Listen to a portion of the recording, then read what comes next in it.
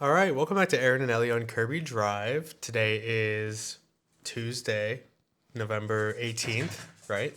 And the Houston Texans have escaped Nashville with a 3-point win to keep their season alive, somehow. That was close. That was a little too close for comfort. But we swept them. Yes. Yeah, the Titans 0-2 against the Texans this year. Jeffrey Simmons has something to say about that. He said he hates losing to teams that he feels he's better than. He said that the Texans are not better than the Titans. Okay. That's fine. Sweep. Then how about you play a little bit harder? How about you show us your team's better? Yeah. Come on, man. I think that that's just someone who's hurt and sad that they've been playing on the Titans for a long time. Yeah, we won't take it personally this time. Yeah. The Texans, they needed another game-winning drive from Davis Mills. It's the second one this season. They got one. They got one, barely. This one was a little bit closer. Yeah, he needed an absolutely pinpoint perfect throw to Nico Collins on the sideline to keep the drive alive. And then they went down the field and let Woody Marks do the rest. But it felt for a while there like they were going to lose this game because they didn't score at all the first half. It was 0-3 at halftime. Then the Titans kicked a field goal out of half. And then the Texans, I don't know, for whatever reason, just drove right down the field at a halftime and just scored right away. Bruh. Why can't we lock in? I don't know. I feel like, wasn't it reversed last year where we scored all of our points in the beginning, like the first half, and the second half we just were completely silent on offense? Yeah, I mean, I think that's still maybe the case. I just think we haven't scored as many points in the first half as we have as we did in the past. That's fair. Yeah, I don't know. The offensive struggles have been just unbelievable. Like the first drive of the game, they drove down the field, kicked a field goal that went off the upright, and then got a unnecessary roughness penalty on the Titans. Got a new set of downs, went down the Texans. Who was being unnecessarily rough? I think it was Jeffrey Simmons, but I don't think it was a good call, but because he bumped the center a little bit. Oh. But then the Texans get down into a goal-to-go situation again and turn the ball over on downs because they just cannot score. I don't know why. I don't know. Can't make it happen. And before they threw that ball to Nico Collins, they tried to run the ball straight up the middle again, got stuffed. Had Titus Howard almost... I thought he was done for the season because he got, rolled up on his leg. Hasn't he been out, too? He was out, for a couple of games with a concussion, I think. And then... And now? Yeah, but he came back in later in the game. So I don't know how he avoided that. Well, good, because we can't take any more hits on offense. Yeah, but you were sleeping through most of this game, even though you told me to wake you up for it. I was half sleeping for work, half woke up in between and just was like, I'd rather sleep. I don't want to mentally deal with this right now. Yeah. And then I woke up for the game-winning field goal. Which is honestly probably for the best because I think that was the perfect way to consume Texans on Sunday. Yeah.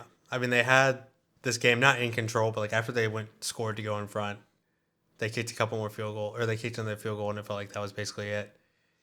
And then they had Cam Ward, who doesn't play well against the Texans at all. I think he hasn't been playing well at all. He's thrown 6 touchdowns all year to 6 interceptions.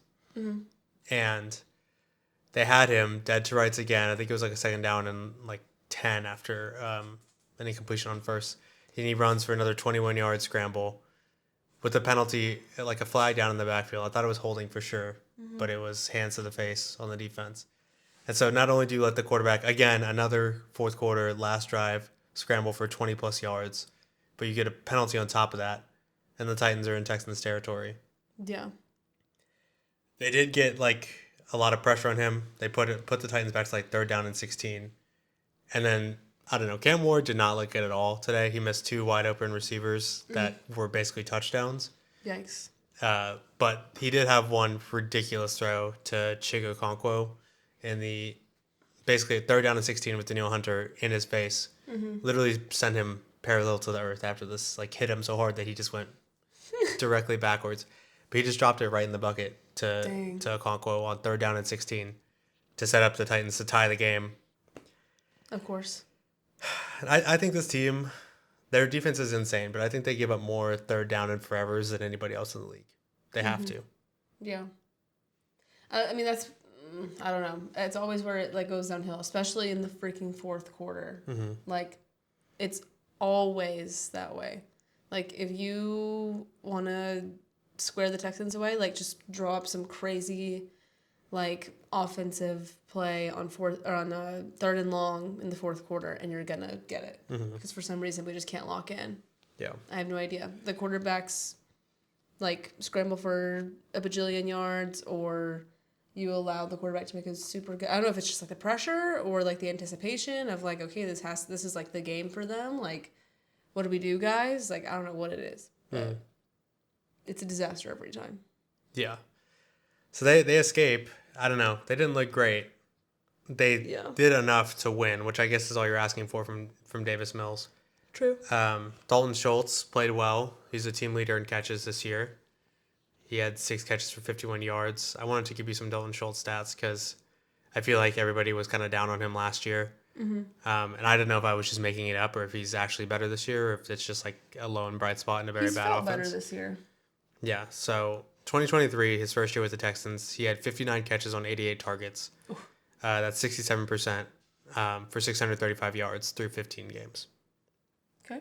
The year after, which was last year, he was 53 catches on 85 targets, which is 62%, 532 yards in 17 games. This year so far, he's 51 of 68 for 75% catch rate on his targets for 489 yards through 10 games alone. So he's on pace to, I don't know, nearly double his numbers, his career best for the Texans. So we're not making it up. He is playing much better. I think that this shows, like, because he's right about the same number of catches with significantly less yards. I think they have brought his targets significantly closer to the quarterback, like intentionally, which is probably for the best. I don't need to see him dropping like 20-yard like outs or something like that. Like there's no reason for that. But on third down and shorts, like whenever we need him, like he's there. He's always good for a catch and one turn and fall down. And possibly a touchdown if it's short enough. So, I don't know. I feel like he's been trusty. Also, inappropriate. This is like mooning the camera right now. But no, I feel like he has definitely gotten better. He still looks a little unathletic. I think that's just kind of the way it's going to be. Yeah. Same with CJ. CJ looks a little unathletic at some points. But I don't know. He's been a lot more reliable these games. Whereas in previous seasons, I've been like, oh my gosh, why are we attempting to throw to this guy? Like, we know he's not reliable for that. Yeah. But I don't know. I am glad that he's becoming a more comfortable target for both quarterbacks. But I'm excited to see Cade Stover start to get out there again. Yes. In the tight end position. So, because I think he's close to coming back. Yeah, he was questionable for this game, so I don't know. He may be good for the Bills. Maybe be hard to come back on a short week like that as well, but I don't know. We got a lot of people questionable for this game. Super. That are very vital to this team. Jaden Higgins had career high 55 yards. That was cool. Okay. He's definitely coming into his own now. Good for him. Nico Collins went crazy. Of course. And yeah, I mean that was like the opposite situation for the Titans. Calvin Ridley fractured his fibula. Oh, I saw that. on literally his first catch of the game. Oh, that's terrible. How do you do it? Just stepped wrong? I think he got non-contact? Tackled. I think he got tackled by one defender and then somebody else came and hit him over the top. And so he just kind of got sandwiched in an awkward position. Oh, that's rough. Yeah, Shamir DK also, I think, had like a chest injury or got concussed or something like that. I don't know, but he left the game early on. And then even Elik Ayamanor got injured briefly as well. Oh my gosh. So they just had nobody out there. I think some guy named Kinsey, I think. Last name, maybe Mason Kinsey or something like that. I don't know. He was wide open on like 2 different passes that Cam Ward threw in. And then just... He couldn't, like the first one, he didn't turn around in time and Cam Ward threw a rocket behind him. And the second one, I think Cam Ward just straight up missed. Like he was both times not even a Texans defender on the screen. And he just missed both of them. So he's not coming back. They had their chances. I mean, somebody's going to have to play. But I did see a bunch of mock drafts for the Titans. Like Titans fans were making like the mock draft or whatever. And it was just like they were taking a wide receiver at every single draft pick in their draft. Honestly, after this game? Yeah. Shoot. Yeah, because I mean, like Cam Ward, I don't know. I don't know if Cam Ward is going to be good. Like, it's very hard to say because he literally has nobody out there with him. Yeah. But then also, I think there have been people who have looked better than this in similar situations. Like, again, people like were... the foundational stuff you got to have down, you know? Yeah, like people were saying, like this receiver room does not look unlike the Texans receiver room the first year that CJ Stroud started. Mm-hmm. Like if you looked at that receiver room and then you looked at the one that the Titans had coming into this year, you're probably like, well, Calvin Ridley and Nico Collins, at least Calvin Ridley's done it before. Nico Collins really hadn't, you know? Right. And that was about it. And then it was a bunch of nobodies. Mm-hmm. And then turns out Tank Dell's pretty good and like CJ Stroud just makes his offense go. Yeah. So I'm not saying that you have to look like CJ Stroud did his first year to be a good quarterback. Right. And then obviously there are some throws that I think that Cam Ward alone could probably make, like that one to Chigo Okonkwo in the corner was ridiculous. Mm-hmm. That was the one throw though that I was like, okay, this guy has a future in the NFL, you know? Oh no. So I don't know. 6 touchdowns, 6 interceptions through your first 11 games is pretty hard to do. Yeah, just kind of abysmal in one category and then just kind of not fantastic in the other. I want to look up David Carr's stats from his rookie year because, I mean, David Carr was not good. Don't get me wrong. Oh my goodness. The cats are playing with their toys over there. Oh, so go fight her, yeah. It's playtime for the cats. Aw, this is good though. Kirby usually goes after them. Well, she's going after them right now. Well, Dahlia's trying to eat the wood. Okay, so in 2002, David Carr, I mean, he played worse than they had 9 touchdowns, 15 interceptions. So maybe it is impossible to play with that offensive line. I would imagine it'd be kind of a steep task. I mean, look at Justin Herbert. Like, it makes all the difference when he has his offensive line in place.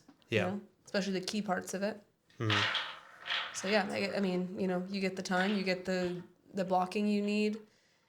You trust that your guys are going to, like, be able to guard you in the spots you need to be guarded. I'm sure it helps the game go a lot easier. Yeah. Get your job done better. Yeah, it probably also helps to not have your coach fired first season because he's so bad. I don't know. Also fair. Hopefully they can draft some, I don't know. They have a lot of holes on. The only problem with that is I don't know how fast it's going to get better in Tennessee. You know what I mean? Couldn't tell you.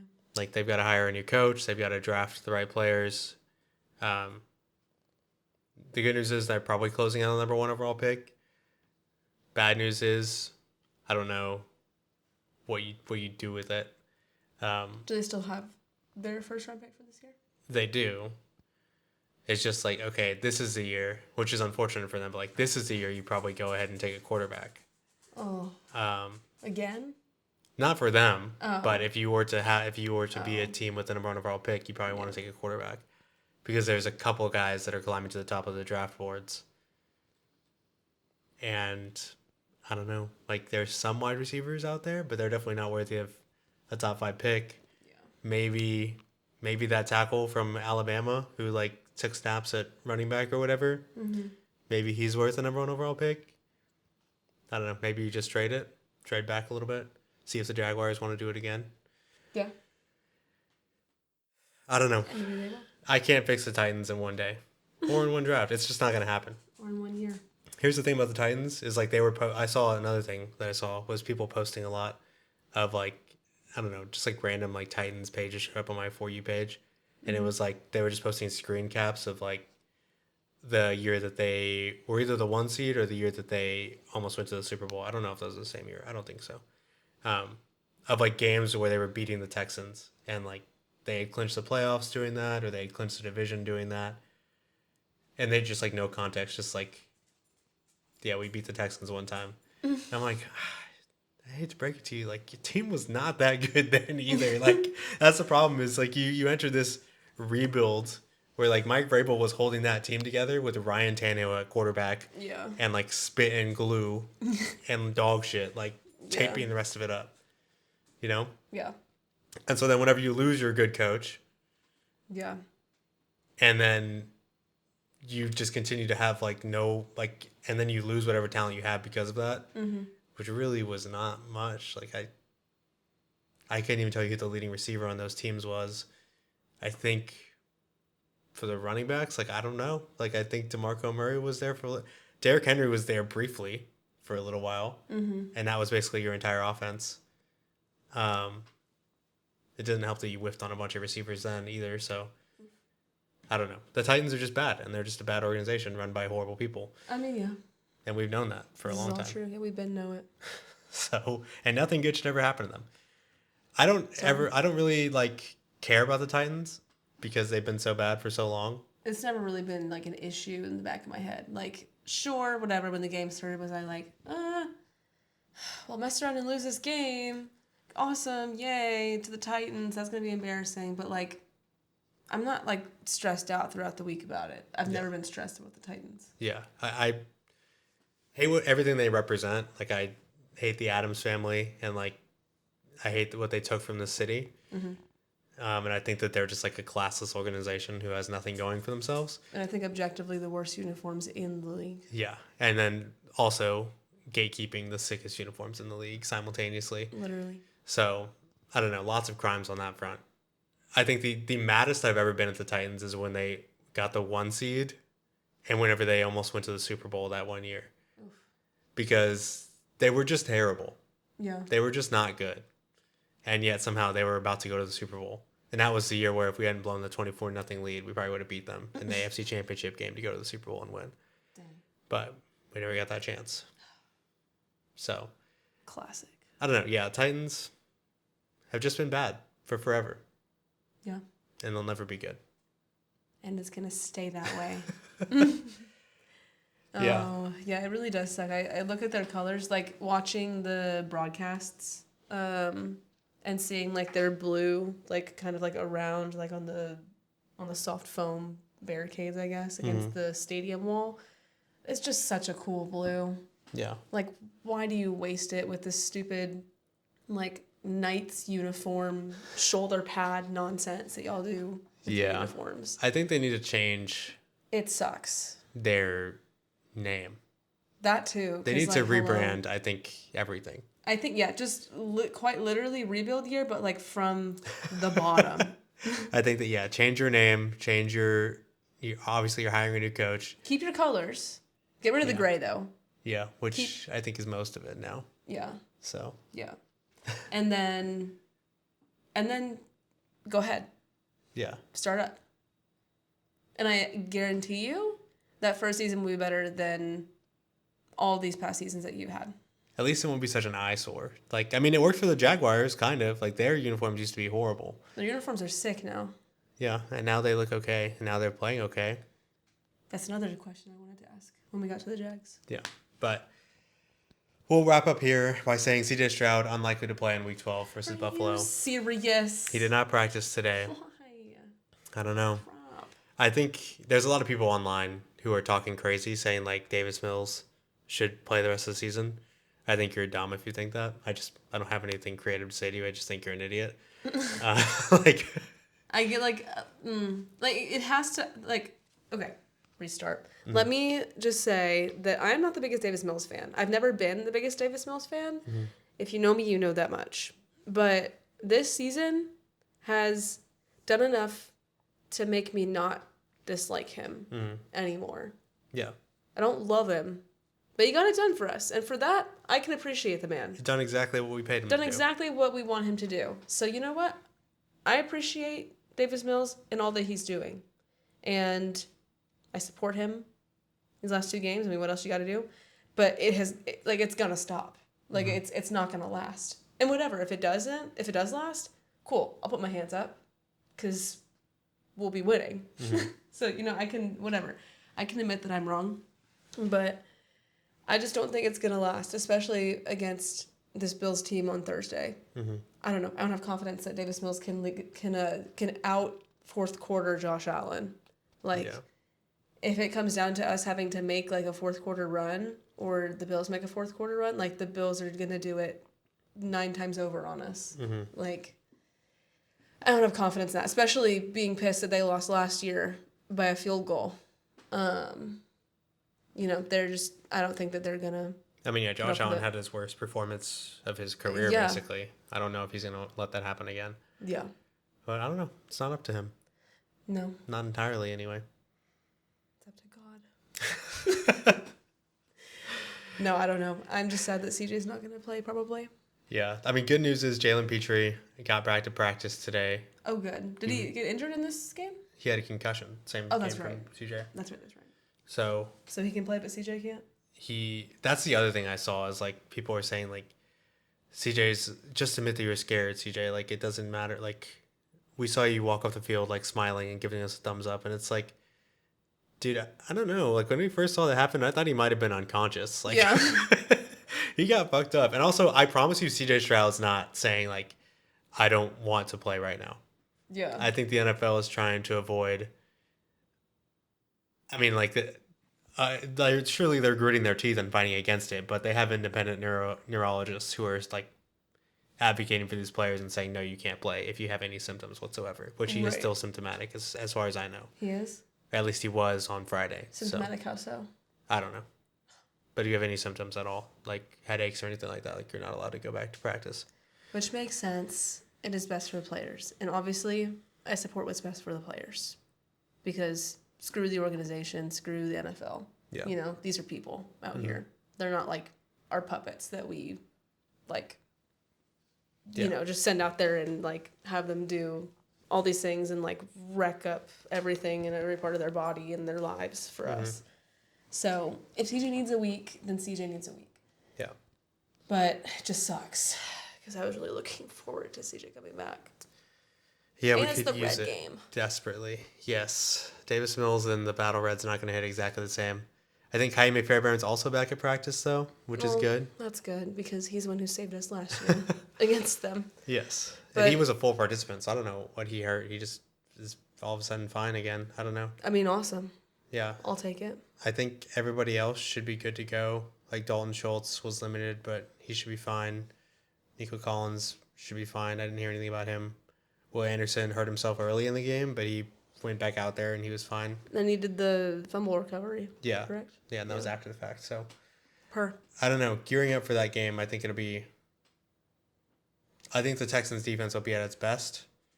I don't know about the offense, but I've never known about the offense. I mean, and who knows? It may look fantastic. They've had now 2 weeks to practice with Davis Mills and go out there and be with Davis Mills. Well, 2.5. Yeah.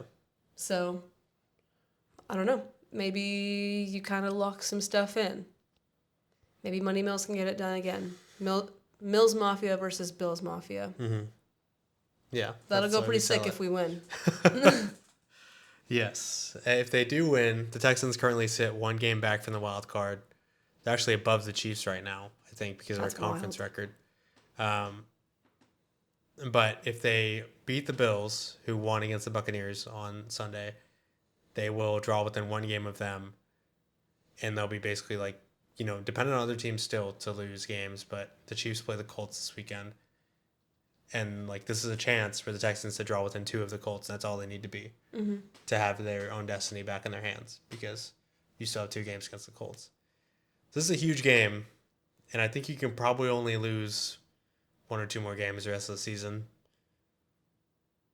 So you gotta lock in, because I think you play the Bills, Colts, and then Chiefs. You gotta win at least 2 of those games, I feel like. Ugh, yeah, at least 2. So to look to first of all look semi-competent as a team that can go somewhere in the playoffs, and just even make it. Yeah. So if you can steal 1 here against Buffalo on Thursday, huge. Yeah. Like, I think, like, my confidence to make the playoffs goes to probably, like, 80-90% if you win this game. Dang. No matter what else happens around the league. Like, if you beat the Bills somehow, I think you're feeling pretty good about yourself. Truly. If you lose, I don't know. You're probably pretty sad, but depends on what else happens around the league. I mean, maybe you beat the Chiefs and the Colts after that, which would be crazy, but it wouldn't be impossible or unheard of. Yeah. So, I mean, the Colts got beat by the freaking Steelers, and the Chiefs got beat by the Jags and also the Broncos. So, it's a weird season. Yeah. Which I kind of like. I kind of like that it's sort of a level playing field and you don't really know. I mean, there are some games where you're like, yeah, I know what's going to happen. But, like, some games that you think you know what's going to happen, it's just not what you thought at all. Yeah, it's just frustrating because of all the years, this was the year that you should have been able to get the 1 seed and you couldn't do it. Yeah. But who knows? Maybe still in play. But I think they have like a 1% chance to get the 1 seed. So you're saying there's a chance. Speaking of, so you're saying there's a chance. We'll move on to our Sunday recaps. Dolphins 16, Commanders 13. I heard this game was a thriller. Yeah, I didn't wake up to watch a single second of this game. It did go to overtime, though. Mm-hmm. Do you know why it went to overtime? I remember someone talking about it, but I forgot. I mean, the answer is because Mike McDaniel's an idiot. I don't know what. So the Dolphins had the ball, 4th and goal at the 1 yard line for the Commanders, with 1:44 remaining in a tie game. This is the Texans special. What do you think they did there? 4th and 1 with. If you're the coach, did they take a knee? Tell me they didn't take a knee. No. So okay. If you're the coach, you have the ball 4th down and 1 at the opponent's 1 yard line. You and a tie game. Run it in. Quarterback sneak it. You go for it on 4th down. The game is tied and there's a minute left. Oh. Field goal, obviously. To take the lead, right? Yeah. So what do you think Mike McDaniel did? No, he went for the. He went forward and ran it directly up the middle and got stuffed. And we all know how running it up the middle goes. Does he watch football? So they don't get the touchdown there. That's crazy. They get bailed out because the Commanders miss a field goal going the other way to win the game because, again, that's all they needed because you didn't. This sounds like a garbage game. Yeah. Like a hit your head against a wall kind of game. Yeah. And then first play of overtime, Marcus Mariota intercepted. And then the Dolphins kick a field goal then. But you could have avoided all of that if you just kick a field goal. Then at best, the Commanders are kicking a field goal to go to overtime. They miss and you just win the game. Forget it, man. I don't want Mike McDaniel in Houston.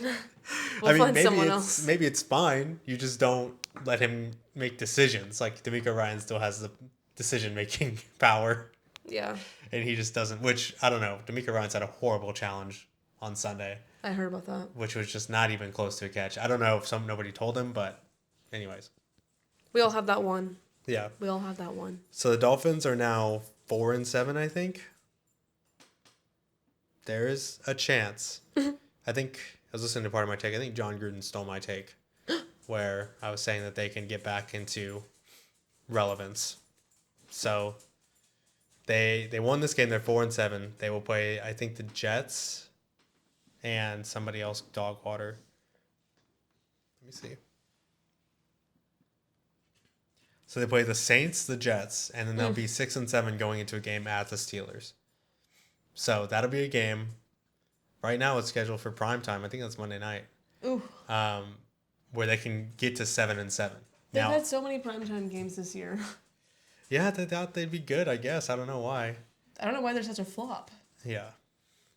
I don't know. Well, I think it's because Tua has CTE. Did you see what he said after the game? I don't know. What did he say? So they were asking him. They said, so you played in this game in Madrid, right? Mm-hmm. What would be like another cool place where you'd like to play, like to see an international game? I'll let you guess. What world capital do you think he said? Did he say something in the United States? No. Well, depends on how you think about it. Oh, he said something about Hawaii, right? No. Oh. No, I look stupid. No, he said he wanted to play in Jerusalem. What?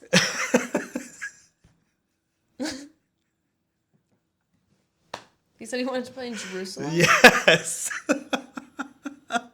Okay. That's why I said it depends on how you think about it, about the United States. But, like, the top 10 worst, like, that's like, I want to play in Abu Dhabi or something like that. Like, that's like, I want to play in War Crime City. That's where I want to play my next NFL game. How do you even respond to that as a reporter? You're like, that was probably the only wrong answer. Okay, so that wasn't actually an answer. I want to play in Pyongyang, North Korea. That's where I want to play. Is Moscow hosting? I don't know. Are we allowed to do that? It's just like the only wrong answer you could have given. That is crazy. And just with full confidence, too. Yeah. Oh my gosh. What is he on about? I thought I heard him say something about wanting to play in Hawaii, and then it was like, also that's the United States, buddy. Okay, maybe he also said that. I wouldn't put it past him, but yeah, That's the CTE. 2 for 2 then. The CTE is fully taken over. Can you Google that? Did he say he wanted to play in Hawaii? Let me see. Did Tua say he wanted? That would be so crazy. play? He just needs to hang it up if that's the case. Like, he cannot, like, someone needs to declare him mentally unstable so he can't make... Oh, yes. He initially mentioned Hawaii. So he said... He said, you know what? One better than that. Jerusalem. Yeah, he was actually pretty radical for that. He said Hawaii should be free. The U.S. should have never colonized this great country of ours. Like, we were a nation of independent people, and the U.S. stepped in where they should not have. True. And then he's like, actually... Speaking of colonies, we should go to Jerusalem. And you know, while we're already doing that, let's go ahead and just do that. That's crazy. 2 wrong answers in a row. That is a little diabolical. Where would you like to play internationally? Hawaii. Well, Israel. Okay. Okay. Maybe just stick with the first answer then, I guess. So, are we going to try to have you guess the third one, or... So, yeah. He's media training or just no more media for Tua? Yeah. I don't know. He's really been stepping in it at the press conferences this year. I want to know what he's like in the locker room. I doubt many people talk to him, but maybe they do. I don't know. It's me. I don't know. That is just so goofy. But yeah, nothing else about that game other than a hilarious answer at the press conference. We can move on to the next game. Jaguars 35, Chargers 6. This shocked me when I saw it. Yeah. To my bone. Yeah, it's one of those games. There was a couple games this week where I couldn't really understand what happened. Because, I looked at if you just look at the box score for this game, you'll be very confused. Because Trevor Lawrence threw for 150 yards with a touchdown and interception. And yet they beat the crap out of the Chargers. Yeah, and their time of possession was, crazy. Yeah, they literally, the Chargers scored twice in the first half. Both of those drives started in Jacksonville territory, basically. And they didn't move the ball hardly at all. Mm-hmm. And, Justin Herbert threw for 81 yards in this game. He rushed for 21. He was the leading rusher for the Chargers with 21 yards on 3 carries. That's insane. The Jaguars' defense was clearly the story of the day. But then I looked at the play-by-play to say, did they force a bunch of turnovers? What was happening?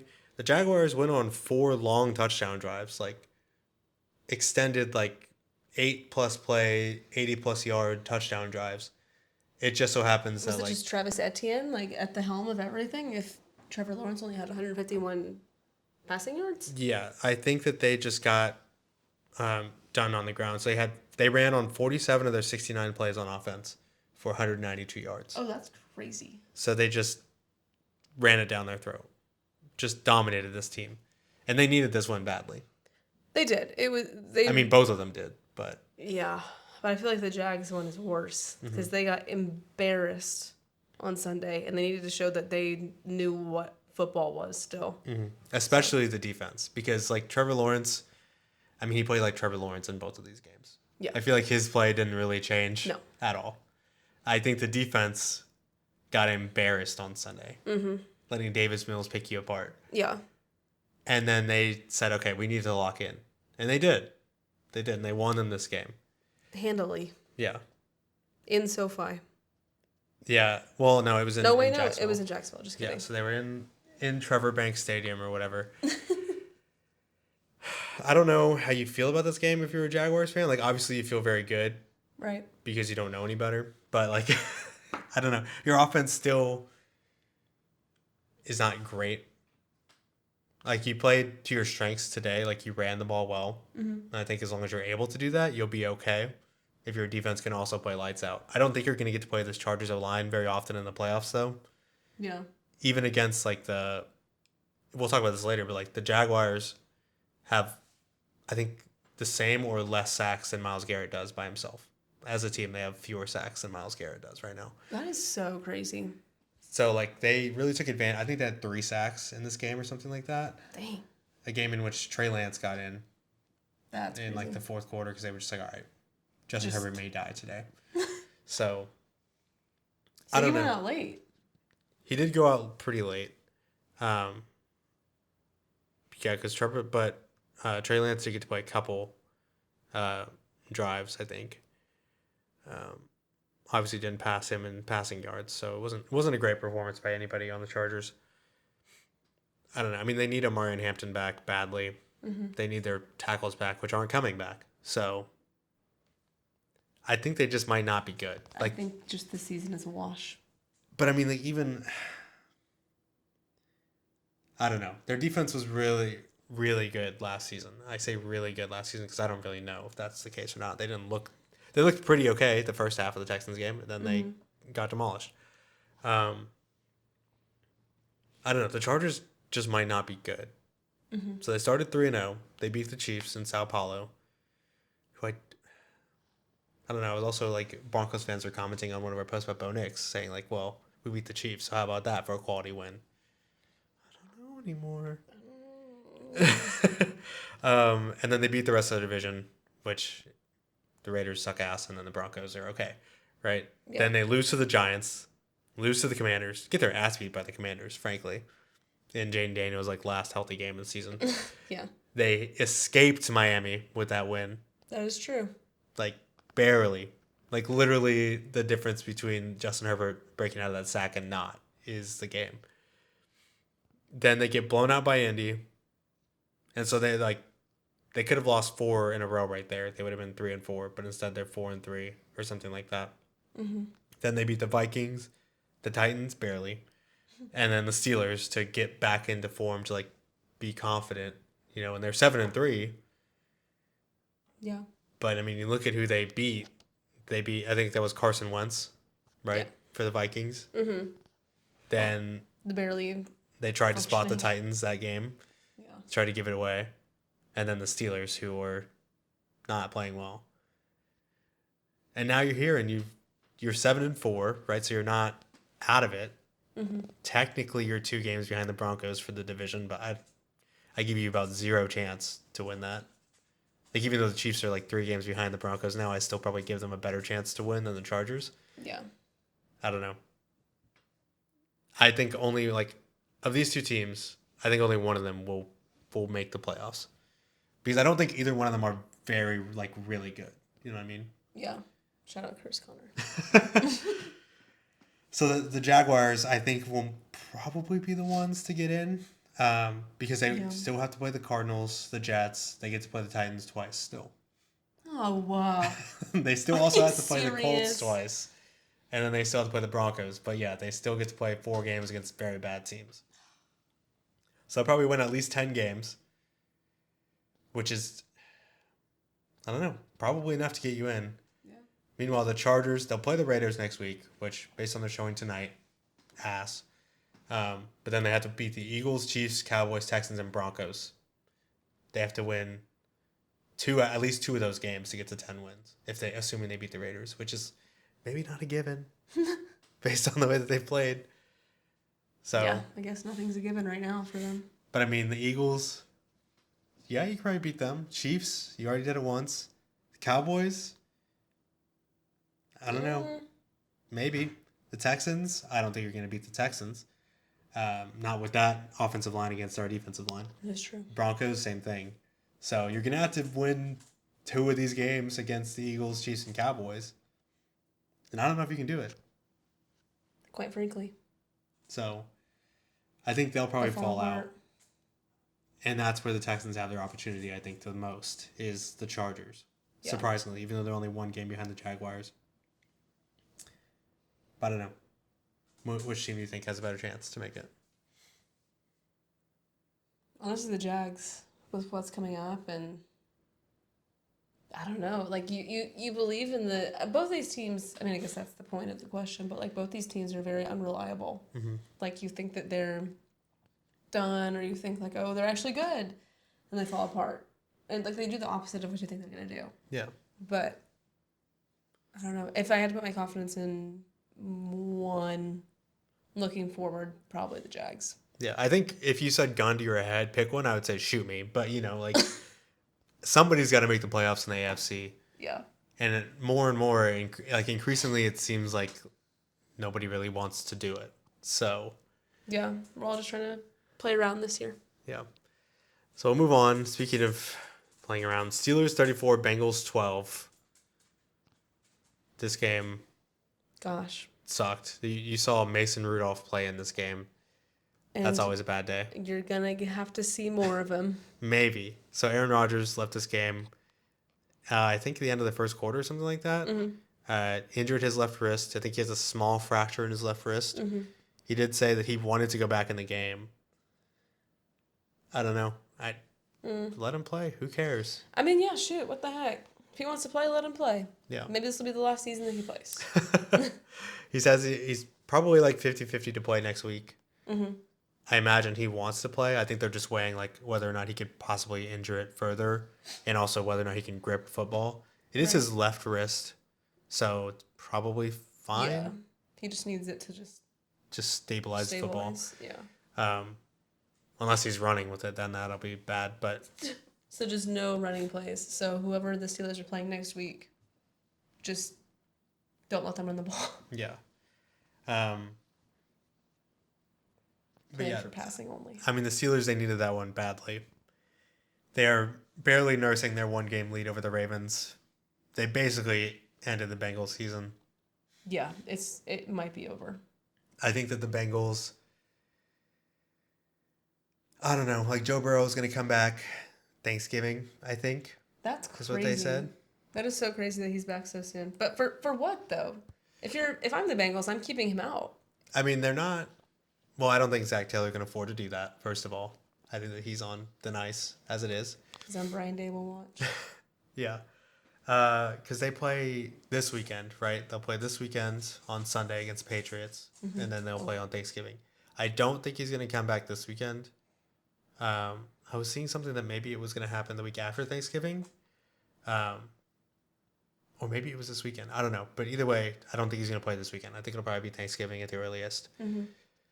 They still have a chance. Like, the Patriots game is going to be make or break, I think. If they lose that, yeah, forget it. But, I mean, like, the Steelers I'm still not convinced at all by the Steelers.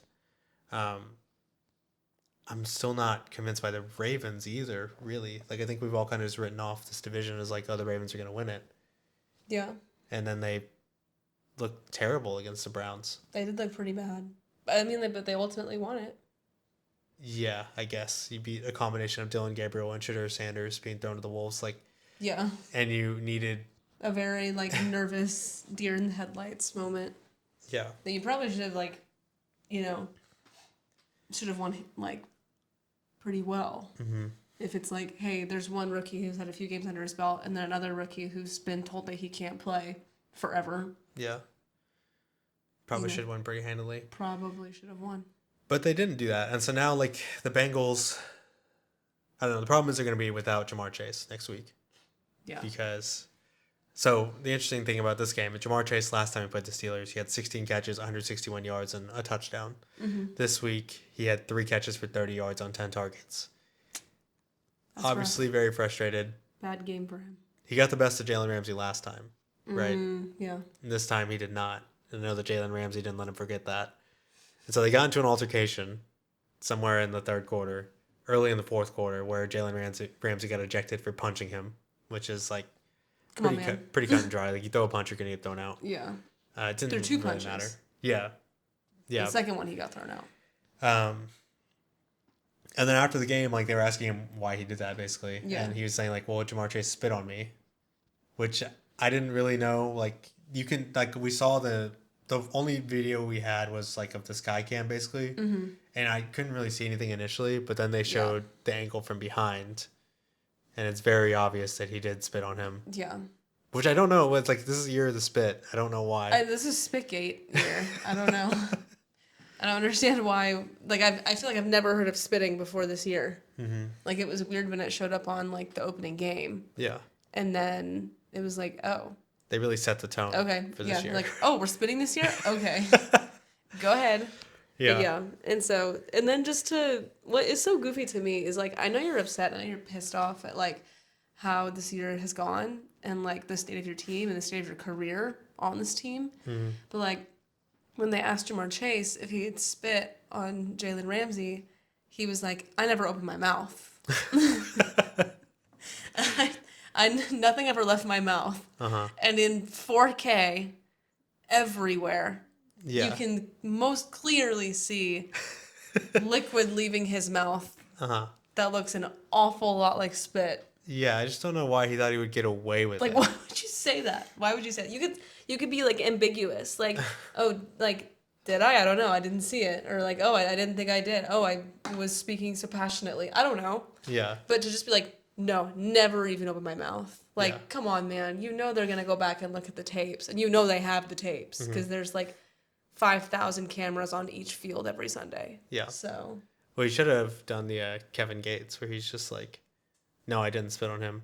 If I spit on him, may God murder my children. Kill him right now today. Like, that's what he should have done. Yeah, double down. But he didn't, and now it's going to cost him a game. He's suspended against the Patriots, and you showed me something earlier where it's going to cost him about $500,000 every game. I mean, it's just one, but he's forfeiting his game check for this game, which is $500,000. Oh, and then I think he gets like, hold on, let me see. There's no way it's $500,000 every game. No, not $500,000. I think it's like 50,000. Oh, okay. The roster bonus as well. Yeah. Let me see. Oh, absolutely not. Let's see what they say. Is there a dollar sign?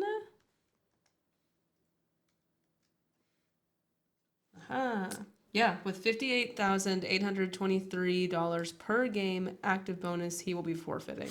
Yeah, I think that might just be the one time, though. Oh. I don't think they're going to charge him, because that would be what? With 10 games left or something like that? That would be a smooth $1 million fine. I don't know if they're going to do that. It's kind of a lot. Yeah, so I think it's just his game check plus his active bonus per game. Like the active bonus he would receive for one game. I don't know. Who knows? Either way, he can pay for it. I can tell you that much. Yeah. But yeah, the Bengals, sad. Steelers, still kind of sad. I don't know. We'll see what happens. I would hate to see... This win complicates things because it kind of felt like they were just going to drop straight out of the playoffs and the Ravens were going to go straight in. Mm-hmm. This win opens the door a little bit for 2 AFC North teams to make the playoffs potentially, which I would kill myself if I had to watch both of these teams play in the playoffs. Just disastrous. I don't think the Steelers can hold on. I think they'll drop out. I think they're probably like some people in the locker room who are a little bit disrespected that people are treating them as like dead man walking. Mm-hmm. But I don't know how else to call it. Yeah. Like, I don't believe they're a good team. Yeah. So what do you want me to say? I don't know. We'll move on to Bills 44, Buccaneers 32. This was a wild game. It was. Game of the weekend. It truly was. Because it didn't start out very well for the Bills. No, I think Josh Allen threw an interception on the first drive, didn't he? He did, yeah. Mm-hmm. Tough. Yeah, he threw 2 interceptions today. The Buccaneers didn't do a ton with them. But and that's your Achilles heel against the Bills. Yeah. You just have to capitalize on every chance you get. This was another one of those games where I was very confused because the Bills scored 44 points, right? Mm-hmm. James Cook only rushed for 48 yards on the ground. Khalil Shakir had 1 catch for -3 yards. Keon Coleman was out. He was suspended for this game for missing a meeting. Are you serious? Yeah. Dalton Kincaid was hurt. And so that's like their 4 top playmakers just gone. Yeah. And it's like, well, how did they score 44 points? Yeah. James Cook. Kind of. Yeah, so the first touchdown that they got, they had a huge 61-yard return to set off. So they got a short field on that one. Then that broken play dot to Terrell Shavers that you saw where he was like, Josh Allen was scrambling for like 30 seconds. Yeah. Uncorked a bomb to the end zone. Ridiculous throw. Then... Yeah, that was a crazy throw. The next drive, they have a 52-yard check down pass to backup running back Ty Johnson that goes for a touchdown. Oh, yeah, Ty Johnson, he had a game. Mm-hmm. He did the, like, humping the ground celebration. He did the WAP dance. I didn't hear if he got fined or not. I guess we'll find out. It wasn't a pump. Yeah. I guess technically. Yeah, he was just, like, fucking the ground, so I guess... So that's okay. Then they had an interception in Buccaneers territory that was just like a one-play, 25-yard touchdown pass to James Cook. So, like, just like that, like, 4 touchdowns in a puff of smoke with basically no yards from any of their, like, primary contributors. They did have, a long, sustained drive to take the lead, 37-32. And then James Cook basically got all his rushing yards on the final drive to ice the game. So, it was a very weird game. A game in which Josh Allen managed to score 3 rushing touchdowns and 3 passing touchdowns. Oh, gosh. Only one other player in NFL history has done that before. That's crazy. It was Josh Allen earlier in his career. Technically, well, he's in good company. Technically, Otto Graham also did this for the Browns in whenever Otto Graham was playing. I don't know. They were doing freaking leather helmets and stuff, I think, when Otto Graham was playing, or maybe the single bar. I don't know. But I think it was the AFL. So technically, I think Josh Allen's the only one to do it in the NFL. Yeah, unbelievable game by Josh Allen. I think he heard a lot of people saying that they were kind of falling off a little bit. And I still think maybe, I don't know. This is a game where, I looked at the score and I was like, dang, okay, the Bills are back. And I'm a little bit worried. And I'm still worried, right? I'm still worried. Yeah. But I think we were watching ESPN earlier, and the ESPN playoff, or I can probably pull it up right here for the Texans game next week. But they still only give the Bills a 53% chance to win against the Texans. So I don't know. Yeah, 52.3. I don't know if people are buying this for the reasons that I just mentioned. Right? Because I think that, don't get me wrong, I think Josh Allen is a once in a lifetime talent. For sure. I don't think it's a fluke. No doubt. I don't think it's a fluke that he scored 6 touchdowns, because obviously he's done it before. Right. I do think it's very hard to plan for getting long kickoff returns, completing that long broken play touchdown pass to Terrell Shavers, certainly letting your backup running back take it 52 yards for a touchdown, Yeah. I think that's all going to be very hard to count on. And I think when you look at the box score, which is not all we're trying to look at, but when you look at who contributed to this game, it's people who normally don't. And who you don't count on for a reason. I'm not saying that these guys aren't good players. I'm not saying they're not professionals. But, you're not paying Ty Johnson any money. Yeah. For a reason. Because he doesn't do this every week. Yeah. It's a one-time deal. So you got your one. And you needed it desperately. You needed to win this game. To keep pace with the Patriots. But, a lot of the success is not exactly sustainable. You know what I'm saying? Right.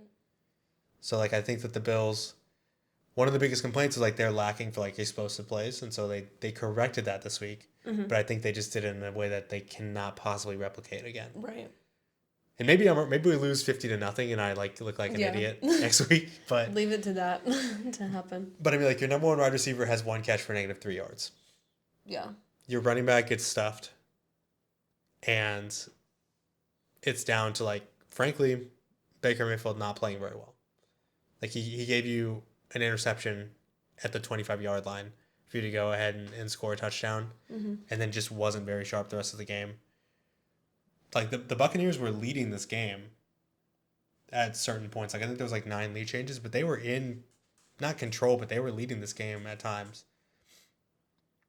And then that, it just kind of all evaporates because you don't have enough weapons for the Buccaneers. Right. But I don't know. I don't know if the Bills are back all the way. And I don't know how to feel about the Buccaneers either. Because now they're only a half game ahead of the Panthers. Yeah. I don't know. What do you think about this game? It's I don't know. You go into it and you think this has a lot of implications to it. Two teams that are kind of fighting to stay relevant, or that are good based off their record. Yeah. But I think the Bills are kind of slipping. Yeah. Both of them are kind of slipping. Yeah. And I don't know. Like you said, of course Josh Allen is Josh Allen. And I think that was the difference. Yeah, and he's always going to be that. It so happened that, also there was some scuffle going into the game between Baker Mayfield and Josh Allen. They're both picking at each other. I don't know. I feel like it was, it was also at home for the Bills. And I just feel like the Bucs offense is very broken up right now too. But I mean, so was the Bills this game. So I think they're always. That's the the one secret. saving grace for the Buccaneers. I think that they could get people back. The Bills, no help is coming. Yeah, like that is y'all. Well, I mean, Maybe you didn't have your regular offense, but your maybe regular Dalton offense Cade doesn't look coming. great. Yeah. So I mean, I don't know. I just feel like I need to see some more consistency from the Bills, and that's not something that I want to ask right now. I'll ask it on Friday. Yeah. So that I can believe in them. Yeah, they did what they needed to do, right? So they won this game. Yeah. To keep it within 1 for the division. I think it's technically 1.5. Yeah, this was a very Josh Allen game. Like, no matter how bad he looks in the beginning or mistakes that he makes, he's going to go and he's going to make something happen. He's going to, try everything and spin around and run around and point and, I don't know, let me try this, and he's going to get it. Because that's just who he is. Yeah. But, I don't know. In that regard, I guess the Bucs weren't ready for it. I mean, I think that's what it comes down to, right? Because, like you said, both these teams are bad on offense right now. Like, they're missing playmakers, one of them because they just forgot to sign any, I guess, and then the other because they're hurt.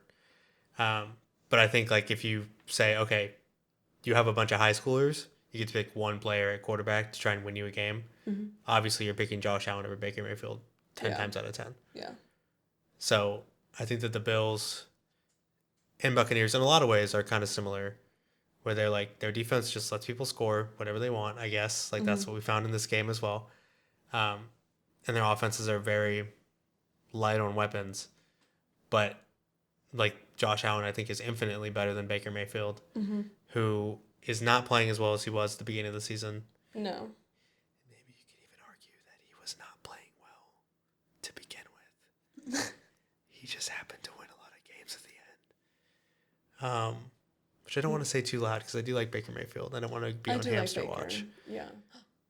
Hamster watch. But. Exactly. I mean, yeah. It's also hard as a defense to plan for Josh Allen. He makes it very difficult for defenses, which is a strength of his. It's one of his, crowning strengths. Yeah. So, because, the Bucs defense is not bad. Is it? I don't know. It's hard to say. They looked okay against the Texans, but they've fallen apart ever since. I don't know. They've given up. They gave up 30 points to the Jets. They've just been a little bit inconsistent, I think, as well. But I think that comes with the territory when your offense isn't what it should be.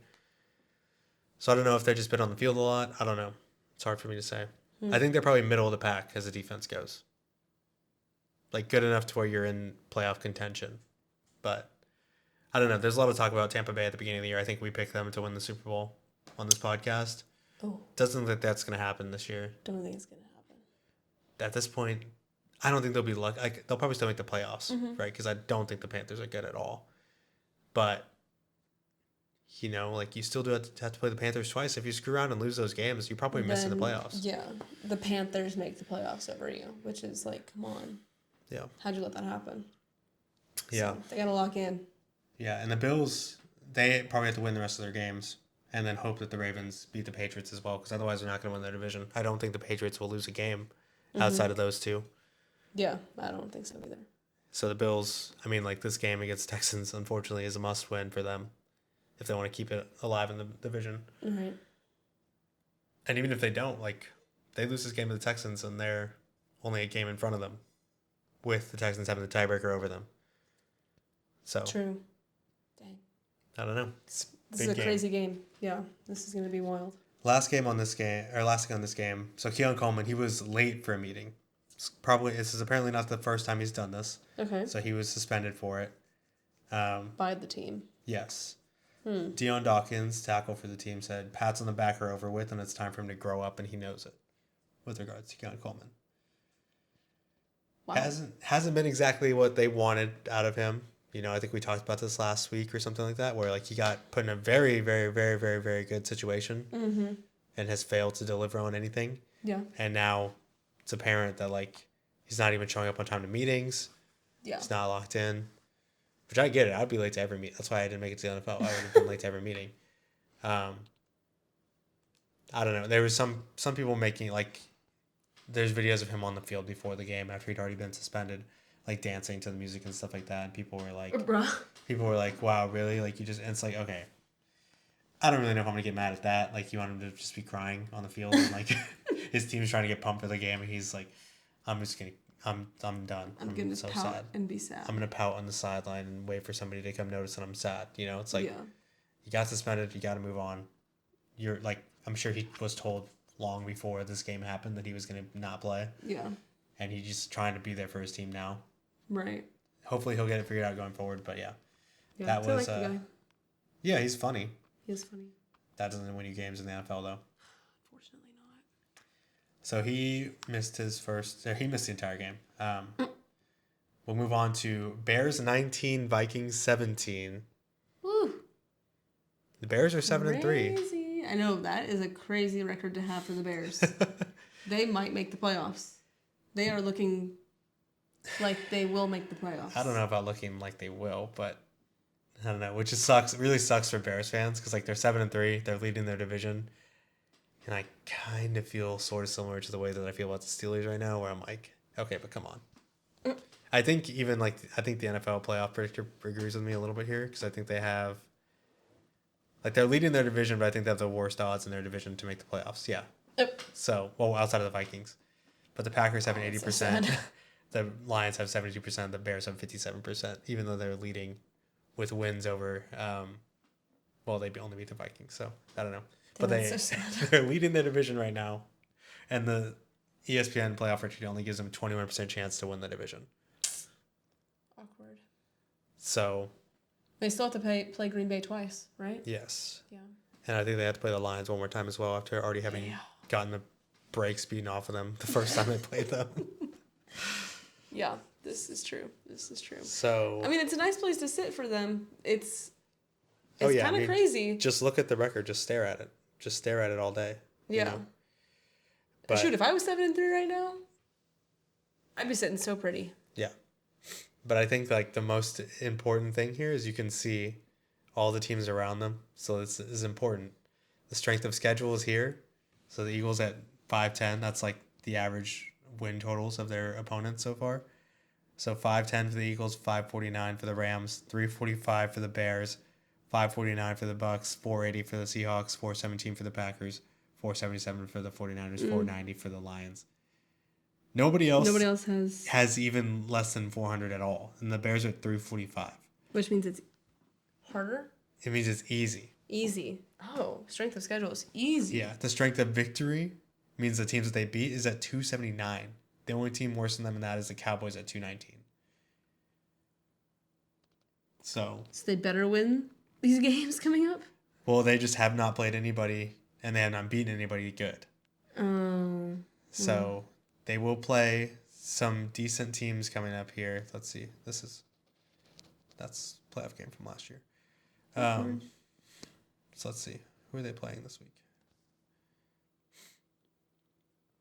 So they won this game, which is good. I don't want to take that away from Bears fans, but hey, I'm riding with Bears fans right now. They have wins over the Cowboys, the Raiders, the Commanders, the Saints, the Bengals, the Giants, the Vikings. So they'll play the Steelers. I think that's a winnable game. Yeah. I think they have to have it. They have to win that game, yeah. Because then they play the Eagles, the Packers, the Browns. They can win the Browns. The Packers, the Niners, the Lions. So they have to win next week and beat the Browns. So they could be sitting at 10-7. I think is an attainable. I don't know. Yeah. That's bottom line for them. They have to be 10-7. Yeah, and hopefully that's enough to get you in. Yeah. But they don't look convincing when they win games. Like they've been in these. Caleb Williams has a lot of game-winning drives, and I think that's shown a lot of improvement for him. Mm-hmm. But I also think that means same thing with Bo Nix, where it's like you have a lot of game-winning drives, but that also means that you're playing with your food a little bit. Yeah. Where teams are because this Vikings team is not. Well, that's another question. I think the Vikings team is good. I think their quarterback is very bad. Yes. But like you should be winning these games. Yeah. By a lot. Like you beat the Raiders by 1 point. Yeah. What were you going to say? Honestly, I forgot. Crap. Oh, they already played the Vikings once, right? Yes, and they lost. Yeah. Okay. That was the one game that everybody thought J.J. McCarthy was going to be him. That's right. That was their first game. Yeah, that was week 1. That was the first Monday Night Football game, I think. Oh, that's right. Oh, that was so silly. Yeah. And speaking of J.J. McCarthy, 9 was absent again. Crap. When is he going to come back? Well, he showed up for one drive. So the final drive of the game, they went down and they took the lead again, and I thought the Bears were going to blow it a second time. They took the lead. J.J. McCarthy, 9. So 9 had 76 passing yards this game. All of them came on the final drive. That was the only drive he played. Okay. J.J. McCarthy had 74 passing yards this game because that was his total for the rest of the game. So he had 150 yards total. Okay. He had more on the last drive than he did the entire rest of the game. That's crazy. Now, something to think about, Vikings fans. Emmanuel Acho, who is a commentator for the Fox or something like that, tweeted that J.J. McCarthy had that clutch gene. Oh. Vikings legend Chris Carter, who is 13th all-time in receiving yards, by the way, asked if he watched the first 59 minutes of the game and then sent a thumbs down emoji with it. The thumbs down emoji is the nail in the coffin, I'm afraid. So, I don't know. It's a little bit wild to have Vikings legends coming out on Twitter and being like, actually, thumbs down. You're actually terrible.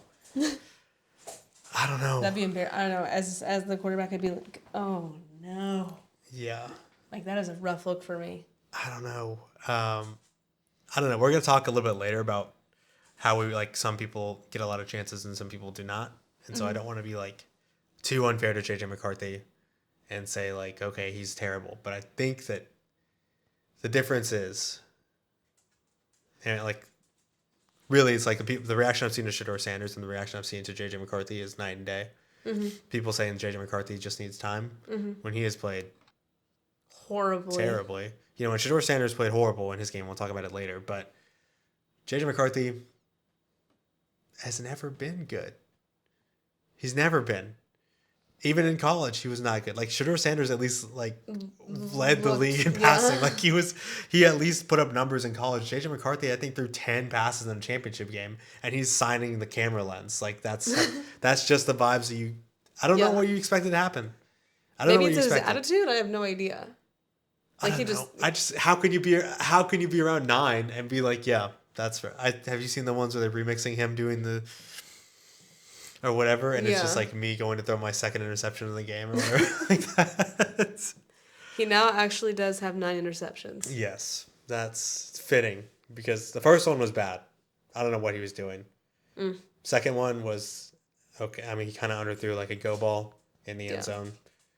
I guess it's fine, whatever. They came on back-to-back drives though, and I'm sure if you're a Vikings fan, going right before halftime, you're probably okay, I'm done. Yeah, I'm gonna blow up the stadium. It's a nice stadium, too. Yeah, what a shame. I don't know. I think that they're finished. The Vikings are. I don't have hope in them, really. No. To finish this season, especially with J.J. McCarthy, and they don't got another quarterback. Yeah, they don't have anything else there. And I think for a team that finished 14-3 last season, they have some thinking to do about what they've done this offseason. Because you could have had Daniel Jones. Yeah. Or Sam Darnold. Look at them right now. Yeah, I think I don't know, I agree, but I think that in a couple weeks we're probably just gonna be maybe we should all just we should all just sit this one out, I think.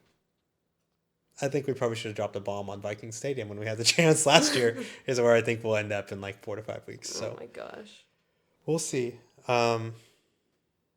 Yeah, but anyways, speaking of head-scratching quarterbacks, next game is Panthers 30, Falcons 27.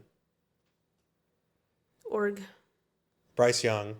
He had a crazy game. 448 yards. That's a franchise record for the Panthers, which is kind of embarrassing. It also reminds me that Cam Newton came in and threw for I think 440 yards his first game. Mm-hmm. And literally never topped that. That was I think he threw for his most passing yards he ever threw in his career in that first game he played. And then he was like, all right, did that, packed that up, and put it on a shelf. Yeah. Even in his MVP season, he never approached that number. So, Dang. yeah, Bryce Young is now your. I mean, ours is Matt Schaub, so it's not like it's much better, but at least he said his at like. Matt Schaub's number is 527. That's fifth all time in the NFL. So 527. Yeah. That's crazy. And also, C.J. Stroud is number 470 in a game. So That's true. But Bryce Young, he just owns the Falcons. He does, unfortunately for the Falcons. Yeah, and unfortunately for us, because now we have to hear about it for another week. Some comments I read on multiple posts throughout the internet this week, and they tried to say Bryce Young was bad. Wow, and they said Bryce Young was bad. What are the haters going to say now? If you can play the Falcons every week, I'd take Bryce Young. Yeah, that's fine. Yeah. The thing is, you don't. So go ahead and go play the Eagles. Yeah, he owns the Falcons. He's 4-1 against them since entering the NFL. Throughout his career, again, important. He averages 181.4 yards per game, which is terrible. Yeah. But against the Falcons, he averages 226.6 yards per game. Interesting. So that's 40 yards more. Mm-hmm. Honestly, a lot of that is being done by this one game because they were a couple 100-yarders, a couple classics in there that I went and looked at his stats. I think I saw him pulled up. That I would like to point out. He had 146, 167, 251, 121, and 448. So it is a little bit misleading, actually. It is a little misleading. Really, just the two games I think he's played well against the Falcons. Yeah. Every other game he's played like Bryce Young. So yeah. I don't know. His first game against them, he lost. Yeah, that was then bad. He said no more. Yeah, then he refused to lose again. Then he got benched for the second one. He didn't get to play the first game. There's a reason he only played 5 because he was benched for the first game of 2024. And I was like, wait, they already played this year. Yeah, so, but he won both of them this year. Atlanta, how do you let that happen? Yeah, Atlanta, they were leading 21-10 at half. So they were doing well. Michael Penix was 13 of 16 for 175 yards when he suffered a potentially season-ending ACL injury with like 5 minutes left in the third. I don't know if it's actually season-ending or not yet. Wait, did he tear his ACL or did he not? He has an ACL injury. I think they're still doing tests to determine the severity of it, but it's not looking great. That's terrible. And it didn't look great when Kirk Cousins came in either. He was 6 of 14 for 48 yards in relief. Oof. I think they got the ball, like had a good return, got the ball to like the 35 or something like that. That's the only reason this game even went to overtime, because they got gifted the ball there. Literally went 0 yards, just had to kick a field goal. Yeah. And then they lost the game because I don't know. I don't know what Raheem Morris is doing. I don't know why their defense is getting shredded by Bryce Young. Because keep in mind, they lost 30-0 earlier this year to the Panthers. And then they lost. They had a lead, and then they blew it. Mm-hmm. And there was some very, speaking of like thinking about what you've done last season, there were some very tough tweets going around from the Falcons coaching search. I don't know if you saw any of these. I don't know if I did. So there was, like teams will post pictures of like the coaches that they've completed interviews with for their head coaching vacancy. Oh, that's right. And they had a lot of people. Yeah. So interview. Mike Vrabel, Jim Harbaugh, Ben Johnson, Mike McDonald, all are interviewed. Raheem Morris is the one who gets the job. Oh, come on. And now all of those coaches are leading playoff teams right now. Oh, that's terrible. Mike McDonald and Sam Darnold are like combining to make Atlanta and the Vikings feel like shit right now in Seattle. Yeah. It's just a tough look. That is really tough. That's really tough. Yeah, and you went with Raheem Morris. Yeah, which I don't know enough about Raheem Morris to feel bad or good about him being on the hot seat. I don't really particularly care what the Falcons do. They've just been terrible for forever. They've been really bad. I don't know. He's made a lot of questionable coaching decisions, and they have too much talent to be this bad. Yeah. Like the fact that they're now not even like semi out of it, they're done. They're like 3-7. Yeah. They have a worse record than the Dolphins right now. I honestly, yeah, you blink and you forget that they're in the back of your head, and now they're in the front of your head. Mm-hmm. That's crazy. Yeah. I mean, they've got Bijan. Mm-hmm. Why are you not using him to win these games? They gave him like 23 carries this game. It just wasn't enough. Gosh. I don't know. And now the Panthers, they're a half game behind the Bucs with 2 games against them like we talked about. Oof. Now they're playing on Monday Night Football against the 49ers this week. Yeah. So we'll see if they're real. I don't think they are, but I think that the Niners are going to beat them. Yeah. Hopefully they do. Because I'm sick of it. Yeah. And I really don't want to watch the Panthers in the playoffs. Ugh, that would just, that's a waste of a game. Yeah. It's a waste of a game. Get better, and then it's not. But right now, waste of a game. Mm-hmm. Oh, man. Speaking of NFC disappointments, let's go to Packers 27, Giants 20. The Packers I don't really even know what's going on, because the Packers are not good either. I don't understand. I know all this promise about them. I feel like every week we're like, but the Packers weren't that good. Mm-hmm. Are the Packers good? The Packers aren't good. Mm-hmm. I don't know. They just can't, on offense, be what they were promised to be. Yeah. Like, they're struggling right now. Mm-hmm. Yeah, Jordan Love actually left this game with injury late in the first. Malik Willis finished out their first touchdown drive. Their kicker, Lucas Haversack, missed the extra point. One of 3 missed extra points in this game. He missed 2. Younghoe Koo missed 1 for the Giants. Oh, my gosh. So that means that the Packers were down 1 when Jameis Winston scored a rushing touchdown midway through the 4th. It didn't matter because Jordan Love did drive them down the field to win the game. Yeah. But again, you barely beat a Jameis Winston-led Giants team with nobody left and an interim head coach. Yeah. Crazy times. Crazy times.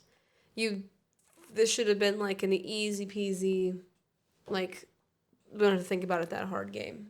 Yeah, it should have been your get-right game. Instead, this was your let's hope that we can stay where we are game. Yeah, because somehow they have the best chance to win the NFC North still. Dang. But I mean, their schedule's not easy either. They're playing the Vikings at home, which I guess will be fine. They have to go to Detroit. They have to play the Bears twice, which maybe we're just counting on the Packers beating the Bears twice. I wouldn't be so sure about that. They can barely beat the Giants. They lost to the Browns. Yeah. They've only played 1 division game so far. The Lions week 1.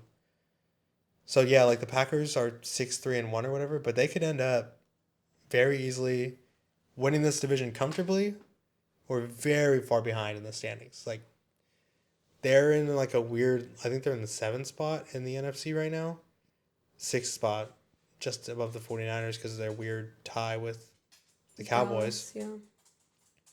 But they could be in 4 weeks, after this 3-game stretch against their division, they could even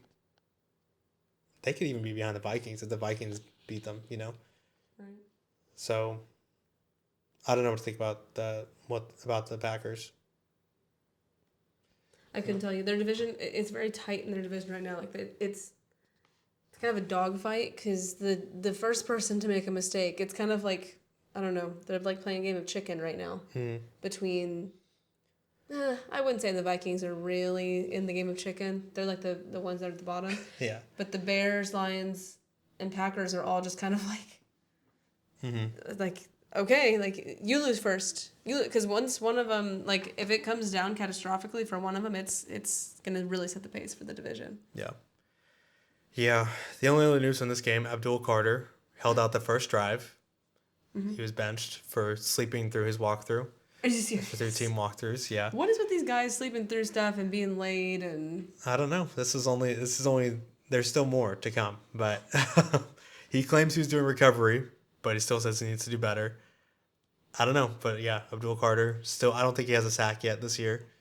Was the number 2 overall pick in the draft, I think, or number 3. That's crazy. I don't know. I just think he'll still be good, but yeah, second player that has been held out for just not being where you need to be when you need to be there. That's insane.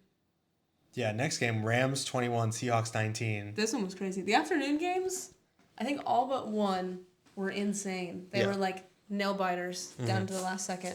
Yeah. So This game especially, but it was, oh my gosh, it was like I was telling Aaron, like, I'm having flashbacks right now. I'm seeing the Vikings in the playoffs again. And because, oh my gosh, Sam Darnold reverted big time. What was it, 4 interceptions? And they were not good ones either. Yeah, they got progressively worse. I think the last one was the most hilarious, where he did the jump throw directly into the linebacker's stomach, just he fully just spiked it directly into a defender. If I was Sam Darnold, what I wouldn't do after getting absolutely demolished in the playoffs against the Rams was go to a division where I had to play them twice in a year. Literally. Yeah. That's kind of that's a rough spot for you to be. Yeah, because I mean, like they were kryptonite every time. In the Rams playoff game last year, he took 9 sacks and lost 82 yards in the process. That was when the Vikings announcer was like, "Why are you standing there? Throw the ball! Why are you holding it so long?" And then this game, he threw 4 interceptions. I don't know, and it looked like the Rams couldn't blow them out. Because the Rams, the entire first quarter, like they drove all the way down the field, got stopped at the Seattle 8 and 4th down and 1. Sam Darnold threw an interception right back. They got returned to the 3-yard line. The Rams scored. They scored again. It was 14-3 at the end of the first. It seemed like they were never going to stop scoring. Yeah. I think Devontae Adams caught his 1,000th pass of his career. And so he got to keep that ball. That was cool. That is cool. Good for him. And then the Seahawks, like, they kind of got it figured out. They went on 2 long field goal drives in the second quarter. The Rams literally had the ball for 1 minute and 17 seconds in the second quarter. Yeah, the Seahawks defense really tried to help out the offense as best as they could. Yeah. But just, I don't know, the Rams defense tried harder. Yeah, I mean, the Seahawks kept, like, chipping away. I think the Seahawks defense held them to get, like, the Rams offense within, like, 2 points. Like, it was 14-12 at one point. And then Sam Darnold threw another interception. And the Rams scored a touchdown to go up 21-12, and that was basically it. Yeah. They just could not overcome it. I'd be pissed. And it was wild because it felt like the Rams weren't going to stop scoring. Then it felt like the Seahawks were in control. Then Sam Darnold throws an interception on the first drive of the second half. And then he throws another one to end the third quarter, and that's basically the game. Yeah. Like, he's still like somehow managed to get them within range to kick a game-winning field goal. But I mean, it never had a chance. It was never even close. It was short and wide right. It was just like, I think it was from Jason Myers' career long, like 61 yards. But it was not even, never had a chance. Never even looked like it was going in. Bruh. And so now the Seahawks, they still have to play the Rams again. Yeah. They're still like, at home too. If they also lose that game, they're not going to win this division. It's going to, yeah. I don't think they're going to win this division already. Like, I think the Rams are the better team. Do you think they'll still make playoffs? Yeah, I think they'll make the playoffs. Just because I don't see anyone. I don't know. There's a question in the next session that I'll ask, because there's been a lot of talk about how the NFC is like, oh, the NFC is so good, the NFC is so competitive or whatever. And at the beginning of the year, I kind of believed it, but I think now more than ever, like, all the teams are just kind of, you know, because, like, the top teams in each division are led by quarterbacks that aren't very good, I think, in my opinion. Besides the Rams, I think Matthew Stafford is very good, better than I've ever given him credit for. I know, seriously. I mean, you can't deny the job that he's doing right now. Yeah. And so, like, you have, like, Daniel Jones and Bo Nix in the other conference, and you're like, okay, whatever. The Patriots, I don't think they played this week. Or no, they played on Thursday night. I did see a stat where Drake May's never thrown for 300 yards in his entire career. Which, I didn't get to say it, but the Patriots uniforms this past Thursday, sick. You liked them? Oh, they were so cool. I don't know how I felt about them. I really liked them. Yeah. I liked that blue. It was really sick. I looked at the highlights and stuff, and I was like, ooh, we need to wear those more often. Then they can only wear them against the Jets, which is unfortunate.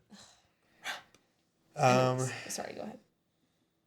But yeah, we could talk about that in a second in the next game because it's relevant there. But the Seahawks only have an 18% chance to win their division after this loss. Oh. And so Sam Darnold's going to have to go on the road again, wild card weekend. Oh, man. And they may be in SoFi Stadium again. He may have to play the Rams 3 times this year. Oh my gosh. So he better pick up some tips or something like. So yeah, we can move on to the other NFC West members, I guess, not contenders. 49ers 41, Cardinals 22. This was one of the afternoon games that was like, okay, just end the game already. Yeah. Like, this is a bummer. Yeah. But Brock Purdy's back, and he let everyone know that this is still his job. Mm-hmm. George Kittle also went crazy, 2 touchdowns in the day. And I don't know. I mean, it's weird because the 49ers have been very, I don't know, like hilariously injured this whole season. But they've never, like, they're very next man up mentality. Yeah. Like, they will not give up, and they will give you a very competent fight, even with all of their weapons just out.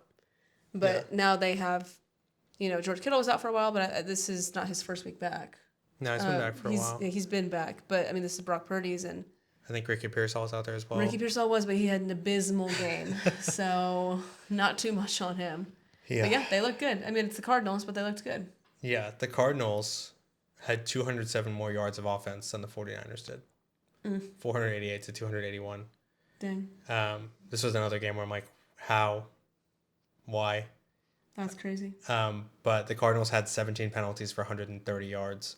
Gosh. They also missed a field goal. They had 2 interceptions, and they had a fumble lost. So they had like a bunch of yardage, but they had a bunch of turnovers. One of them was literally on the 1-inch line, like Elijah Higgins. He just lost the ball going in. Oh, that's right. Yeah. Oh. But I mean, the game was already over at that point. So yeah, it was just kind of like stat padding a little bit. This was a very random game. Jacoby Brissett just kind of accidentally set the NFL record for completions in a game. Yeah. Ever. Like, he had 47 completions in this game. That's the most ever. Completions. Gosh. Yeah. He was 47 of 57, so just like an insane completion percentage for that many passes. Balling out of his mind. But just the most random, like, yeah, of course it happened to the Cardinals in a 20-point loss. Yeah. Mm-hmm. Sure, that's when Jacoby Brissett becomes the most prolific passer in NFL history, yeah. That is so crazy. I didn't even hear about that. Mm-hmm. Which sucks, because that's a crazy thing to do. Yeah, but who cares? Like, you lost by 1 million. Yeah, that's the thing. Ugh, but that just sucks, because that's an impressive thing to do. I mean, I guess whatever. You could be making short passes the whole freaking game. And anyone can do that. Yeah. But I mean, I think he still ended up having like 450 yards or something like that. So he didn't play terribly. It is very, like, it's just so random that it's Jacoby Brissett. It's for the very bad Cardinals. The Cardinals are just literally falling apart at the seams. Like, they had, I think, 4 running backs take a carry, or 3 running backs take a carry. They're all third string or lower because Trey Benson and James Conner are out right now. Michael Wilson had 15 catches for 185 yards. That's the most by a receiver in a game this year. Mm-hmm. What is going on? Why? How? Couldn't tell you. Marvin Harrison Jr. just randomly just has an appendectomy. I know. Like 2 days before the game. Which, they do happen fast. Yes, like, I understand they happen out of nowhere, but just, like, so... It's just like, okay, the Cardinals... Yeah. Whatever, just throw something else at them. Like, whatever. Yeah, he can miss time for an appendectomy. Yeah, sure. For sure. And Jacoby Brissett will set the NFL completions record in the game that he misses for his appendectomy. Yeah. And also Michael Wilson will literally pace the NFL in receiving yards this season. Mm. Yeah. Yeah. That all makes sense. Yeah. And you'll lose by 20 points as well. Yep. That checks out for them. Honestly, with the season they've been having, yeah, that checks out. Yeah. You know what? Good for the Cardinals for just running that team out there every week. Yeah. Sending people through the tunnel. Yeah. I don't know. So now, like, the 49ers are 7-4. I think they're in the 7th seed right now in the NFC. So this is my question now. We can talk about the NFC playoffs now. So the Seahawks, the Packers, the Niners, the Lions, and Bears are fighting for 4 spots in the playoffs, basically. So you've got, I guess technically the Panthers are in there too, but if either the Panthers or the Bucks make it, they're probably going to be division winners. So I'll keep them out of this equation. So Bears, Seahawks, Packers, Niners, Lions for 4 spots. one of them has to be an NFC North team because they're going to win that division, right? And then there's 3 other spots. So who do you want to see out of those 5?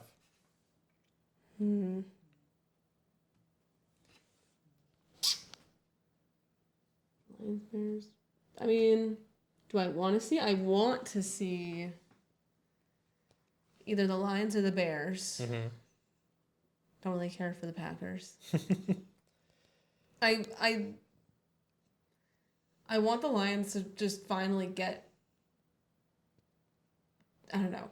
I want them to finally like win something, like because they have a very talented team, and I feel like they deserve something for that. But I don't know what's going on this season. Last season they were more with it. It felt like regular season wise. But I mean, if you make it to the playoffs, it doesn't matter how your regular season went. Yeah. You know. So I mean, I don't know. Well, it kind of does. I have a note on that later, but. Oh. Well, but I don't know. For the Lions specifically. But, I mean, same for the Ravens.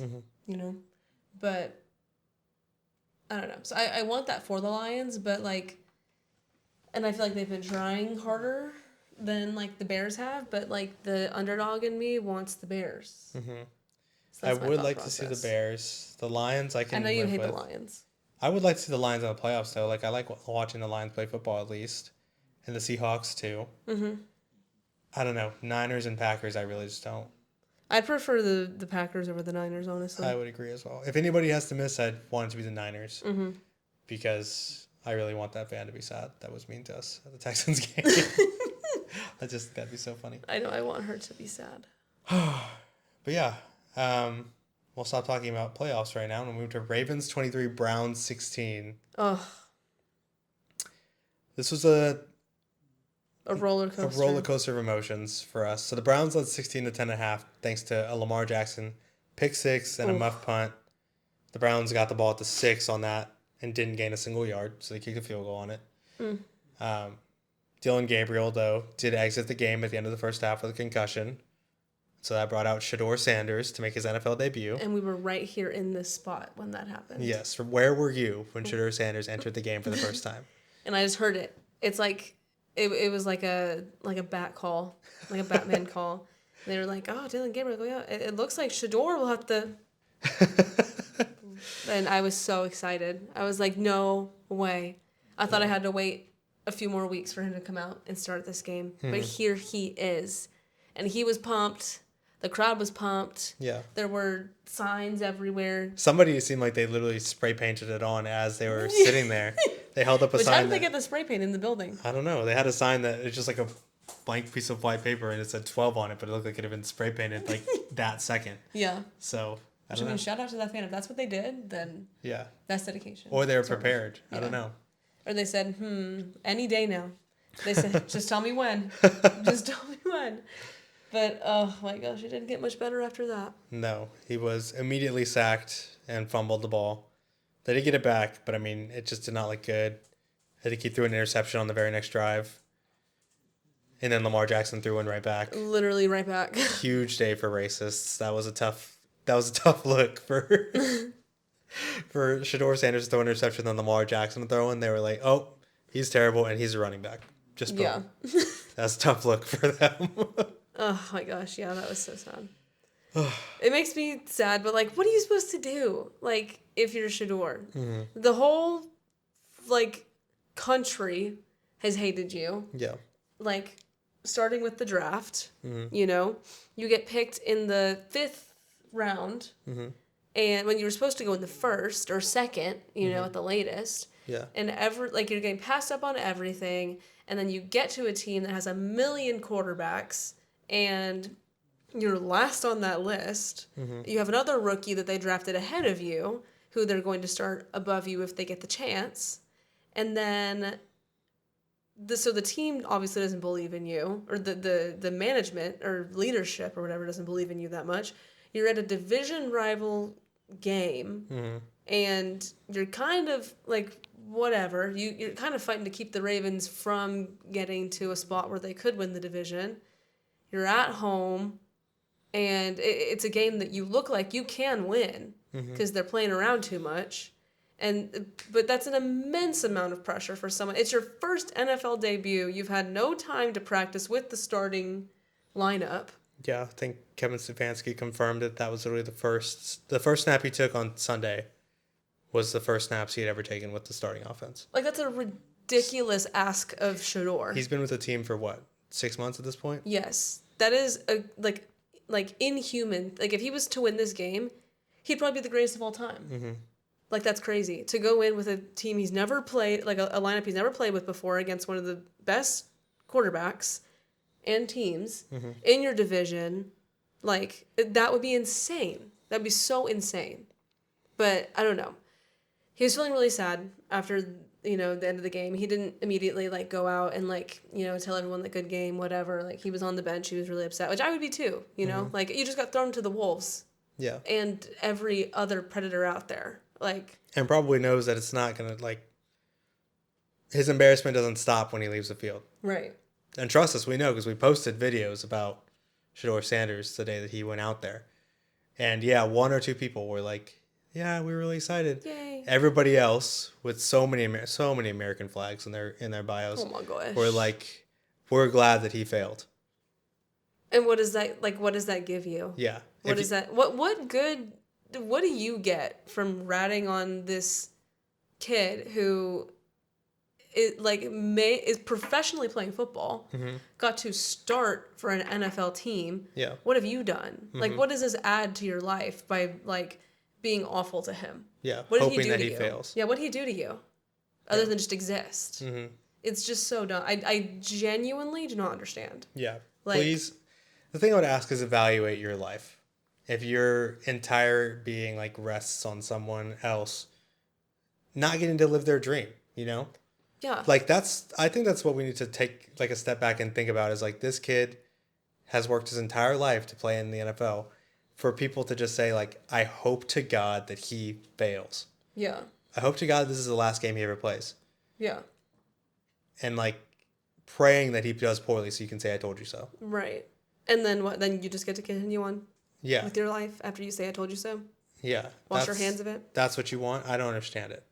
I don't know. And, like, sure, I guess you can maybe make the argument that he was a little bit cocky in the beginning, but he had every right to be. He was like... He's excited. Yeah, he was like one of the top players in college football. Was like the best in like completion percentage that we've seen in a while. Threw for over 4,000 yards and had a bunch of touchdowns. And then it's like, okay, like all of a sudden the whole world seems to make it like their personal goal to humble you. It's like, okay, it's fine. Like, I feel like his answer, like people were talking about how he was asked about how he feels whenever the whole crowd is like cheering for him when he comes in, because it was literally like the SpongeBob. I think you said it to me where it's like the SpongeBob meme where they put Squidward out there and he's booing, and then they put SpongeBob out and they're yelling and cheering, and like everybody's cheering whenever Shedeur gets in the game, and like he completed that first pass, and the whole stadium was like, oh my gosh, yeah. But he's saying, he like tells the media, he's like, look, I feel bad because Dylan Gabriel, and to like Dylan Gabriel's the same way. I never want to be like, I hope Dylan Gabriel fails, right? Right.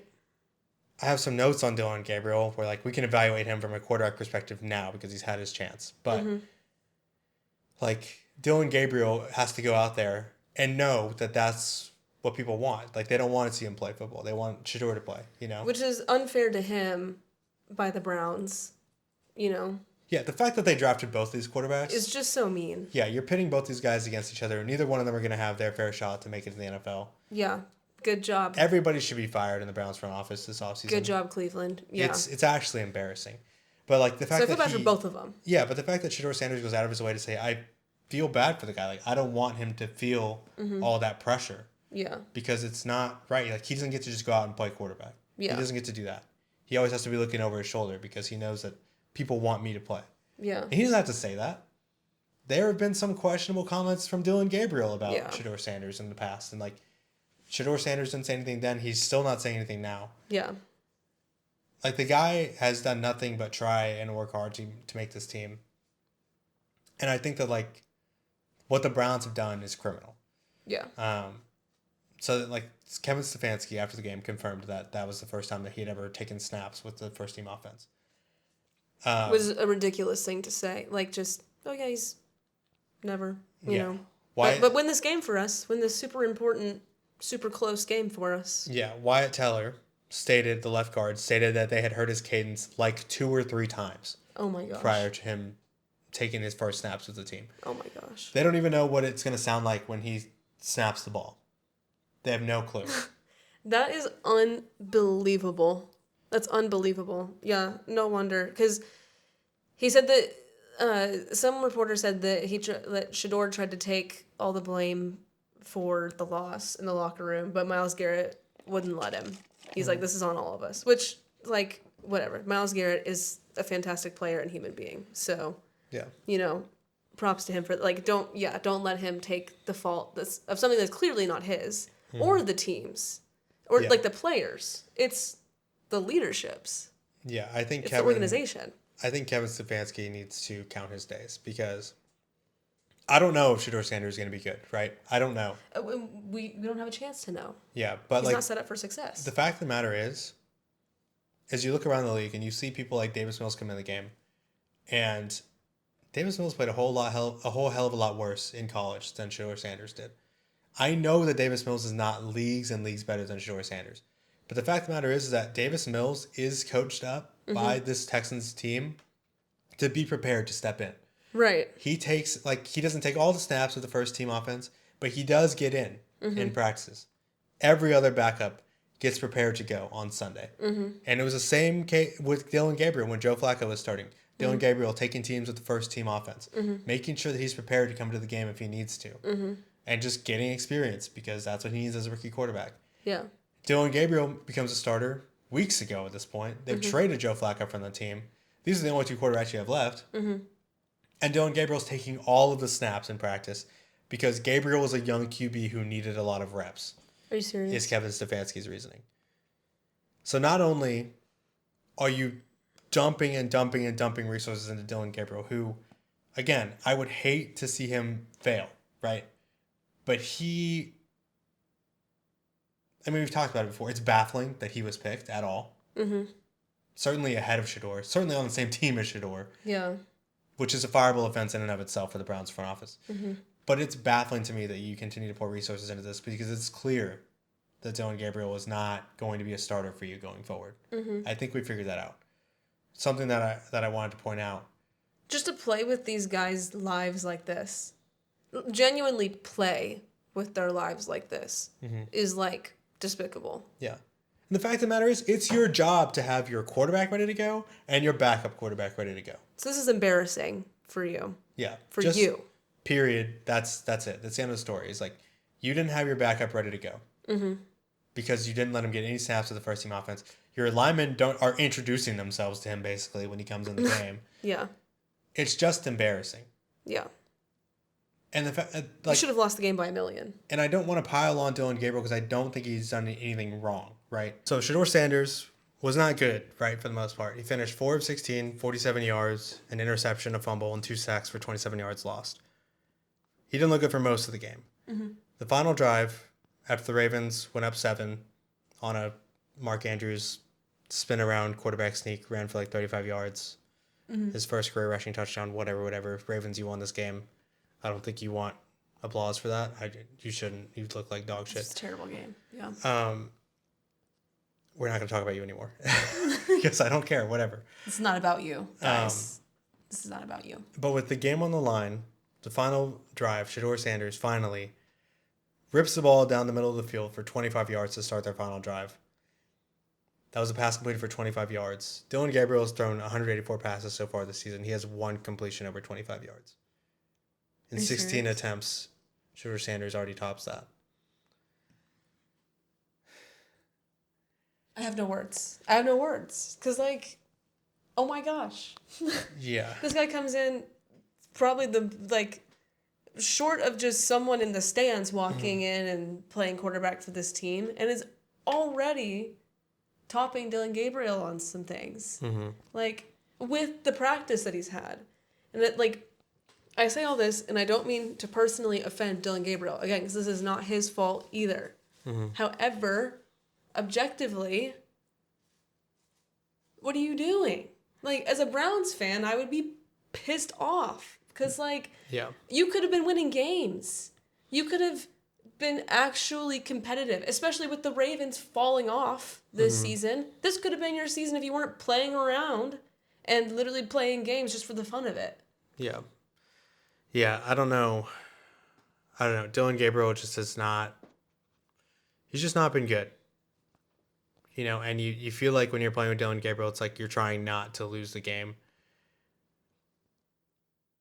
Is Dylan Gabriel more mobile? Can he get out of more, like, tough situations? Yes. Did Shedeur Sanders take some very bad sacks that were some of, like, the knocks on his game in the beginning? Yes.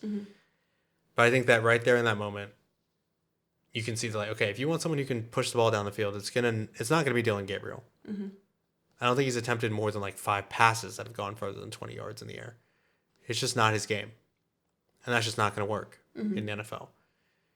I think Shedeur Sanders has a higher ceiling, and who knows, it may not be that high. I think we saw today that it can be very low, the floor. But look, like this is what you're gonna have to trade off. Is like you read that report where like Shedeur Sanders is gonna start the last 4 games of the season anyway. I don't know, because Kevin Stefanski came out and said that if Dylan Gabriel's healthy, he's gonna start next week. Why are we still playing around? I don't know. I don't know. It's probably going to be difficult for him to come back. So Shedeur Sanders will get his first reps with the ones this week. I will be very interested to see how he plays against a team that's not the Ravens. Yeah. Right? Because they haven't been what they've been, but it is still a very imposing team to play against, and their defense is figuring it out. With a week of preparation as the starter. Because like we saw, I mean, even Davis Mills, like we saw him come in, not prepared to start. Didn't look very good. Then you see and then you see, what's it called? The next week. He goes out and he wins you a game and he scores 30 points. Yeah. So it's all about mindset. I think that this is just like, I don't know. Kevin Stefanski's been given a lot of passes for injuries, and I feel like nobody really gives him shit for letting... Quarterback is bad. Your quarterback is bad. You know, people are probably going to give him a pass for this because he never wanted either of these quarterbacks or some shit like that. But, like, look, at some point you got to be responsible for the product you put on the field. And whenever your backup quarterback goes out there, I don't care who it is. I don't care if you think you can get by just because, like, half the NFL fan base wants him to fail. I don't think you're going to get by with that. I don't think you are. No. I don't think you can just be like, oh, well, Shedeur is bad, so yeah, this right, is why guys? we look bad. Yeah. Yeah. No, I don't think so. I think you're going to have to answer for this because at the end of the day, like... He should have to. No matter how you feel about Shedeur Sanders, you can't argue that Kevin Stefanski did not prepare him properly to be ready to come into this game. Yeah. Objectively, what all other NFL teams do. So that they can win games in situations like this. And I don't buy the like, oh, well, Dylan Gabriel needs the reps to get, like, he's a young quarterback. He needs a lot of reps. Yes. No. I don't know. So why is Shedeur not rookie enough, young enough to get in the same reps that Dylan Gabriel is? They're both the same level of football player. Yeah. How come Shedeur is less deserving of Dylan Gabriel in that situation? That to me does not make sense, and that makes me raise my eyebrows. Yeah. And that makes me a little livid. Because why would you... That's the most BS thing I've ever heard, and borderline racist thing I've ever heard. Yeah. Yeah, I can't deal with that. I can't. So, I don't know. Again, if you're rejoicing in somebody in, like, Shedeur's failures, I don't know, just evaluate yourself and ask yourself why that is. You have to live with that. Yeah. So, you answer to that. I don't know. Just promise me you'll reflect. Yeah. Whatever. Yeah, the other news, Myles Garrett leads the NFL with 15 sacks. Brian Burns is second with 13. In third is Myles Garrett in the last 3 games with 10. Oh my gosh. That's crazy. He's insane. The single season sack record right now is 22.5. He's on pace for 25.5. That's crazy. Yeah. So he's insane. If you're a Browns fan, at least you have something to look forward to. I think there is something to be said about Because I see this a lot where, like, Myles Garrett, like, oh, they're wasting his career or whatever. Mm-hmm. And I saw it a lot with J.J. Watt, where it's like, oh, these guys, they're putting up these numbers. Imagine if they were on a good team. I don't know that you do the same sack numbers on a good team as you do on a bad team. Yeah. Maybe I have that backwards, but I feel like if your defense is on the field more often, you get more sacks. Mm-hmm. The Browns' defense is always on the field. Oh. Houston defense? Houston defense was always on the field. So, I don't know. It's interesting because I know there have been good, like T.J. Watt had a bunch of sacks playing for the Steelers, but they weren't great either on offense. Mm-hmm. So, I don't know. I think it'd be interesting to go back through and look at all the teams, like all the players who had like crazy sack numbers, and just say like, were they in a good team or were they in a bad team? I don't know. Be interesting to think. Mm-hmm. But hey, I'm sure he's cashing in on those sacks, so it's good for him. I know. Shoot. We can finally move on. Collect his coin. To the last game of the afternoon. Broncos 22, Chiefs 19. I was in the elevator at work watching the end of this game. I was my little elevator crew that I was in the elevator with for like 5 seconds. They had kicked the winning field goal at that point, the Broncos did. And they were like, did they win? I was like, yeah. They're like, yeah, let's go. So, I don't know. I was torn between who I wanted to win this game. Yeah. I'm still pissed at the Broncos, but obviously I know it's better for us, for the Chiefs to lose. So. Yeah, I don't like the Broncos. I am just like resigned to the fact that they're probably just going to win a bunch of games. I think it's the Chiefs. I think it's interesting the way the Broncos fans are acting right now, as if the same fate is not coming for them. Yeah. Because the Chiefs, like the big stat this year is, oh, the Chiefs were 11-0 in one-score games last year, and now they're 0-5 this year. Like the devil magic finally wore off. Mm-hmm. It's like, what do you think the Broncos' record is in one-score games? You think it's going to go the same way next year? I'm not so sure. So, I mean, you can look at a lot of teams as a sample size for that. Yeah. I think that, like, I don't know. The fact of the matter is the Chiefs just don't have an identity on offense right now. Mm-hmm. They're just kind of out there doing it. Making stuff work where they can. Yeah, I think Patrick Mahomes is trying his best to pull it all together, but, like, obviously Kelsey's not what he once was. Mm-hmm. He had a good game today. He had 9 catches for 91 yards and a touchdown to take the lead in the fourth. Mm-hmm. But, I mean, like, when these teams get down to the red zone, they just can't. Neither of these teams, honestly. They were combined 2 for 9 in the red zone. The first half went 29-yard field goal, 24-yard field goal, 31-yard field goal, 31-yard field goal, which means they're inside the 10, basically, kicking field goals on 4 drives. Right. Because they just can't finish. They have no run game, really either one. I think the Broncos just lost J.K. Dobbins for the season again, which really sucks for him. I don't know. I don't really, like we were talking about earlier, about how people came back and found our video about the Broncos not really beating any good teams, and then said, well, we just beat the Chiefs, so what now? Yeah. I don't know.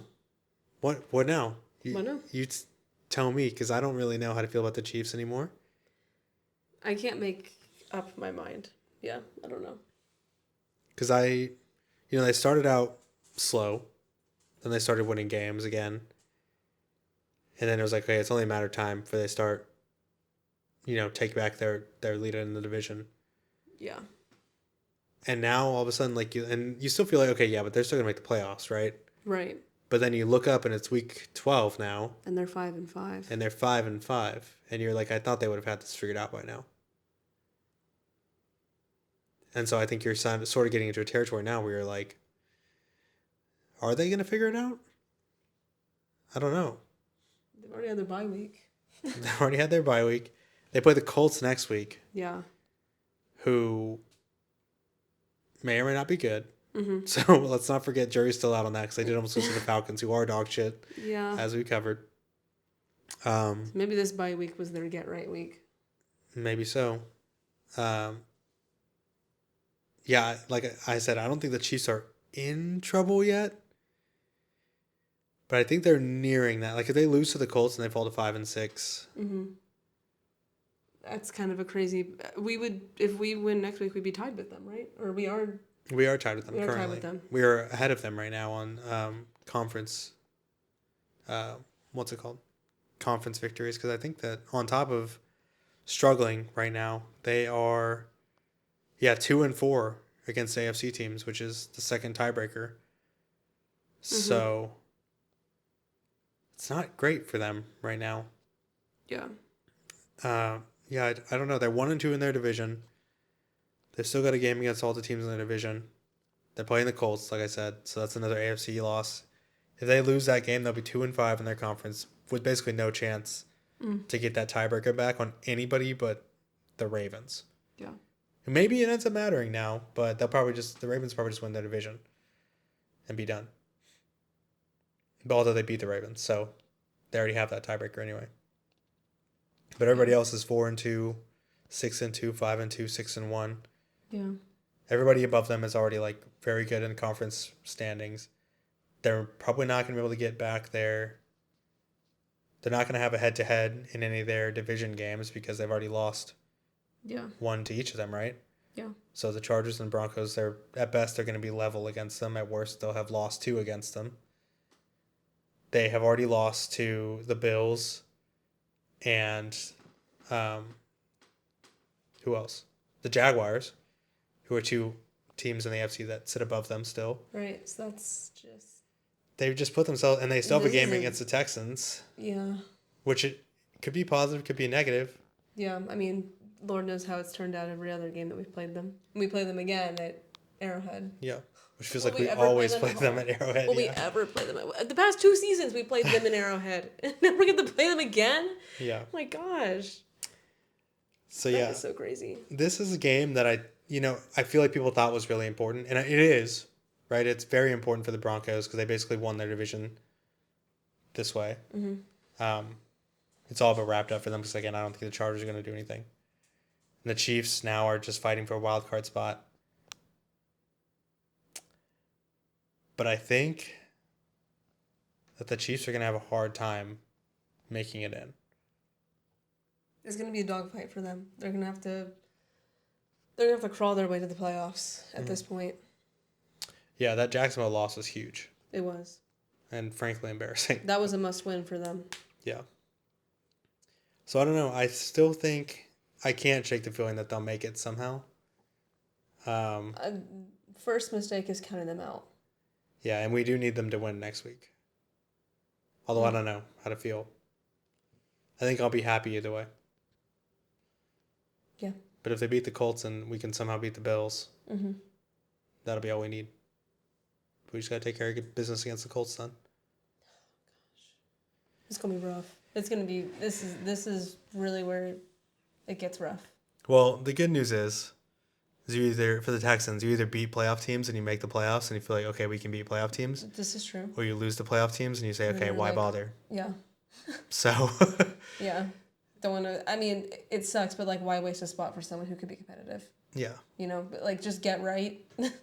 like, don't put yourselves through something, potentially more injuries and stuff like that when you can't do it. I mean, obviously keep hope alive, right? But say you lose all freaking 3 of these games coming up. Like, there's no way you're going to survive in the playoffs. Like, you'll win our usual 1 game, and then we'll go to the next round, and we'll look kind of fine, and then just fall apart, and then be like, all right, well, there goes the Texans in Texans fashion. I'd rather just not risk the injuries and honestly having to pay for playoff tickets. Well, at this point, it's looking like we're not going to have to pay at all, regardless. But there we go. But I don't know. I'd rather not stress out about this more than I'd have to. I have to already stress out about them even making it into the playoffs. Yeah. But yeah. Also, Sean Payton got run over in this game. Oh, yeah, he was on the sideline. Dang. Some people were saying that it was intentional. Couldn't have happened to a better guy. Honestly. Intentional or not, cool. Whatever, who cares? Sunday Night Football, Eagles 16, Lions 9. I only saw the final score of this game, but I was a little shocked. It was a horrible game to watch, honestly. Jared Goff probably played the worst game he has in a while. He was 14 of 37, 255 yards, touchdown, interception. It was not good. Yucky. He had 5 balls batted down at the line. Just every time he tried to throw a pass over the middle, just swatted down. Dang. I think Jalen Carter had 3 and Jordan Davis had 2. Just crazy. Couldn't get it going. The wind was an issue, okay? I'll give you that. There was some wind. It was very windy, like 35 mile per hour winds out there. JT was coping right away. Opening kickoff, I think the ball might have fell off the tee. He said, "Whoa, the wind is crazy." I said, "Okay, all right, man. Way to get it out there early that it's windy outside. That's cool." Yo, did y'all see that wind? Bro, that was crazy. Yeah. Hope this isn't a problem for the rest of the game. Yeah, it turns out it was a little bit, I guess. I don't know. The Eagles were doing their normal bullshit where they were like just kicking field goals and just holding on. They were up 6-0. The Lions weren't really doing anything. And then just like that, like in a heartbeat, the Lions went down the field and scored in like 3 seconds. And then Jameson Williams jumped onto the goalpost, hugging it, Antonio Brown style. And you got a penalty on the point after, moving them back 15 yards. And they kicked the ball and it went, wind pushed it to the side. They missed it. Ball you and hugged the freaking pole. Yep. So they stayed tied at 6. JT sent another text. He said, "JMO, you fucking idiot. What the fuck?" So And that's a direct quote. That's a direct quote from Lions fan JT. Yeah, he was crashing out. And then that was basically it. Like the Eagles, I think, kicked another field goal before half. They did get another tush push. There was a moment where they like were lined up to do the tush push. One of the Lions players was like fully lined up offsides, like hands on the other side of the ball. And the Eagles player is like slapping his hand. Like, you know, they're down on all fours. He's like slapping his hand like, "Hey, this guy's like, he's on the wrong side of the line or whatever." And then like the Lions player even, I think, fully jumped off sides after that. And then the Eagles player like got called for the false start. That's a little crazy. And it was like, all right, well, now we're not going to be upset about the officiating on this play because he's fully like, "Hey, I can touch this guy on my side of the ball." Probably his hand is quite literally right next to mine. Yeah, so that was wild. AJ Brown, 8 targets in the first half. A very damn game. Like, just you want the ball here. Shit, man. There wasn't really a lot of throwing going on because it was very windy, as JT mentioned. Very windy. He made sure to mention that. Very windy. The Lions just didn't look good. They got stuffed on 4th down twice in the first half. Not usual for them. Then they proceeded to get stuffed on 4th down on all 3 drives in the third.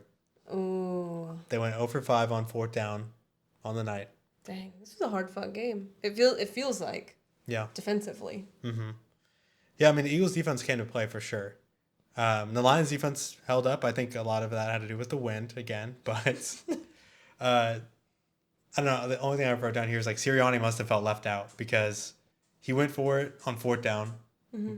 Literally no reason. They're up 16 to like 6, I think, on their own 29-yard line with 3 minutes left. Mm-hmm. Why? Can tell you. I don't know why you do that. Like, you just punt the ball away and you're basically like guaranteed to win. Instead, you basically give the Lions, like, they could kick a field goal right there and have 3 minutes and 3 timeouts. But it's windy. It is windy, but they did make the field goal after Jared Goff went incompletion, sack, incompletion. So they just kicked the field goal right away, basically.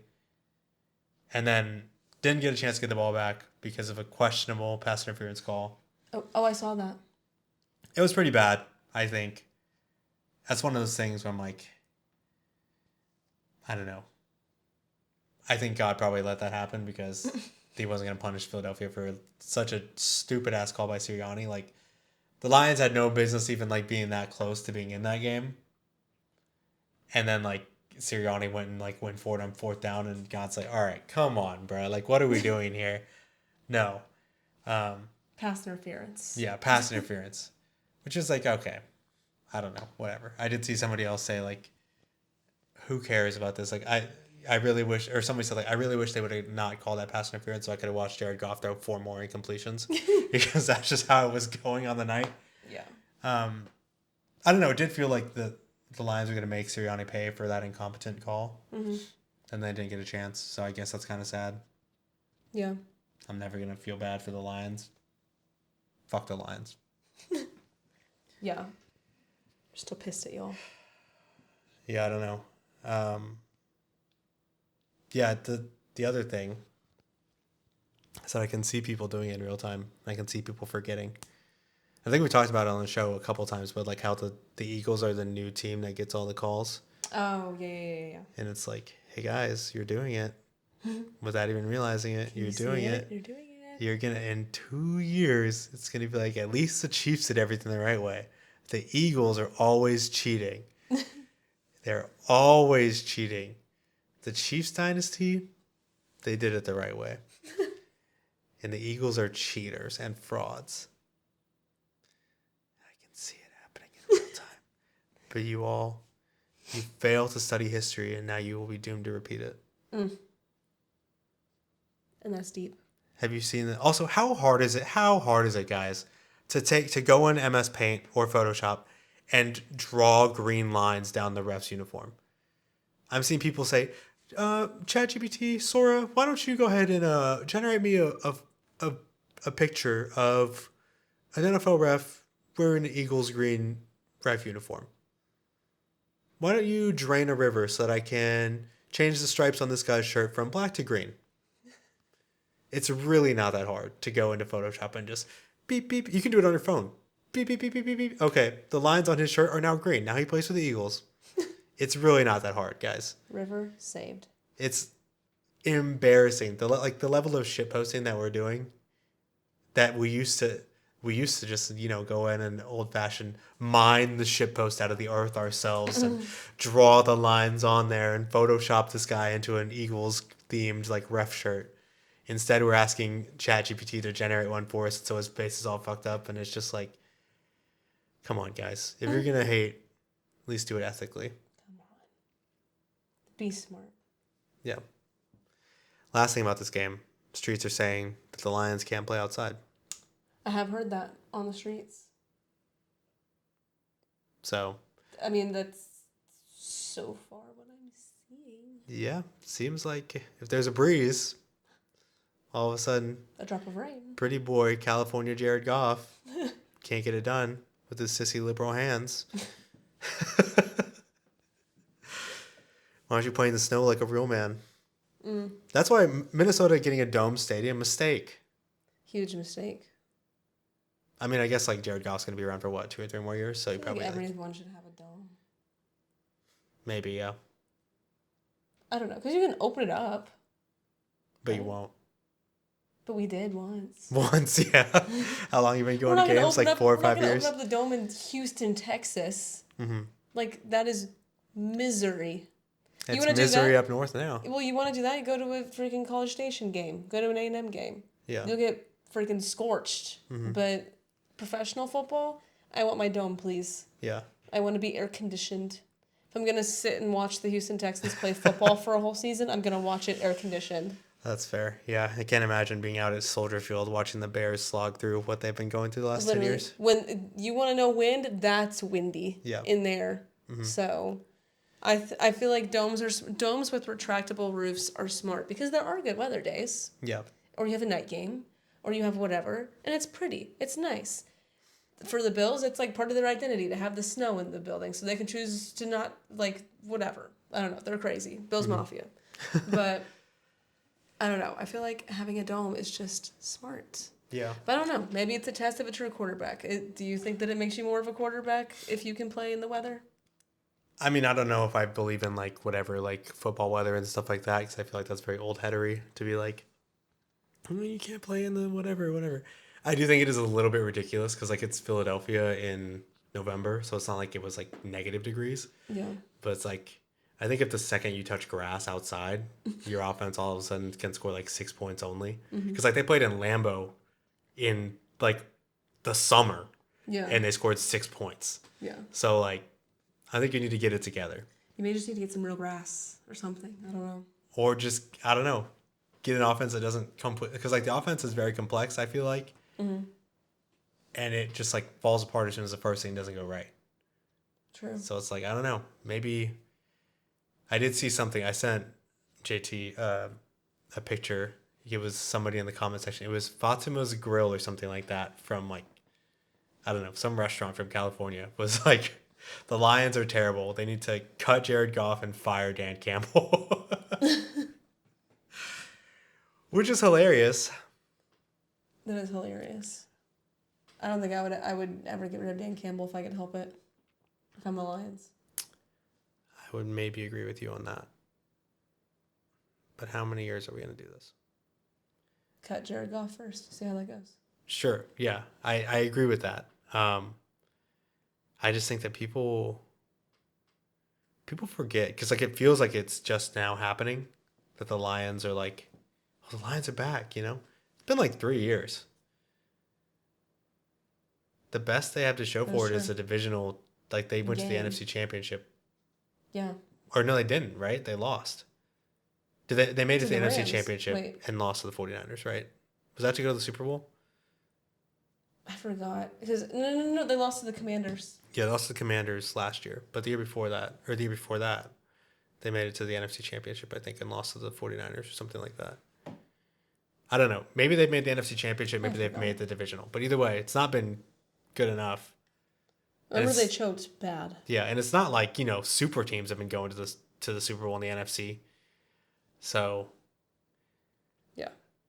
I don't know. I have started to see more and more people with the take that like Jared Goff is what's holding back the Lions offense. I don't know. I've been a big Jared Goff hater for a long time.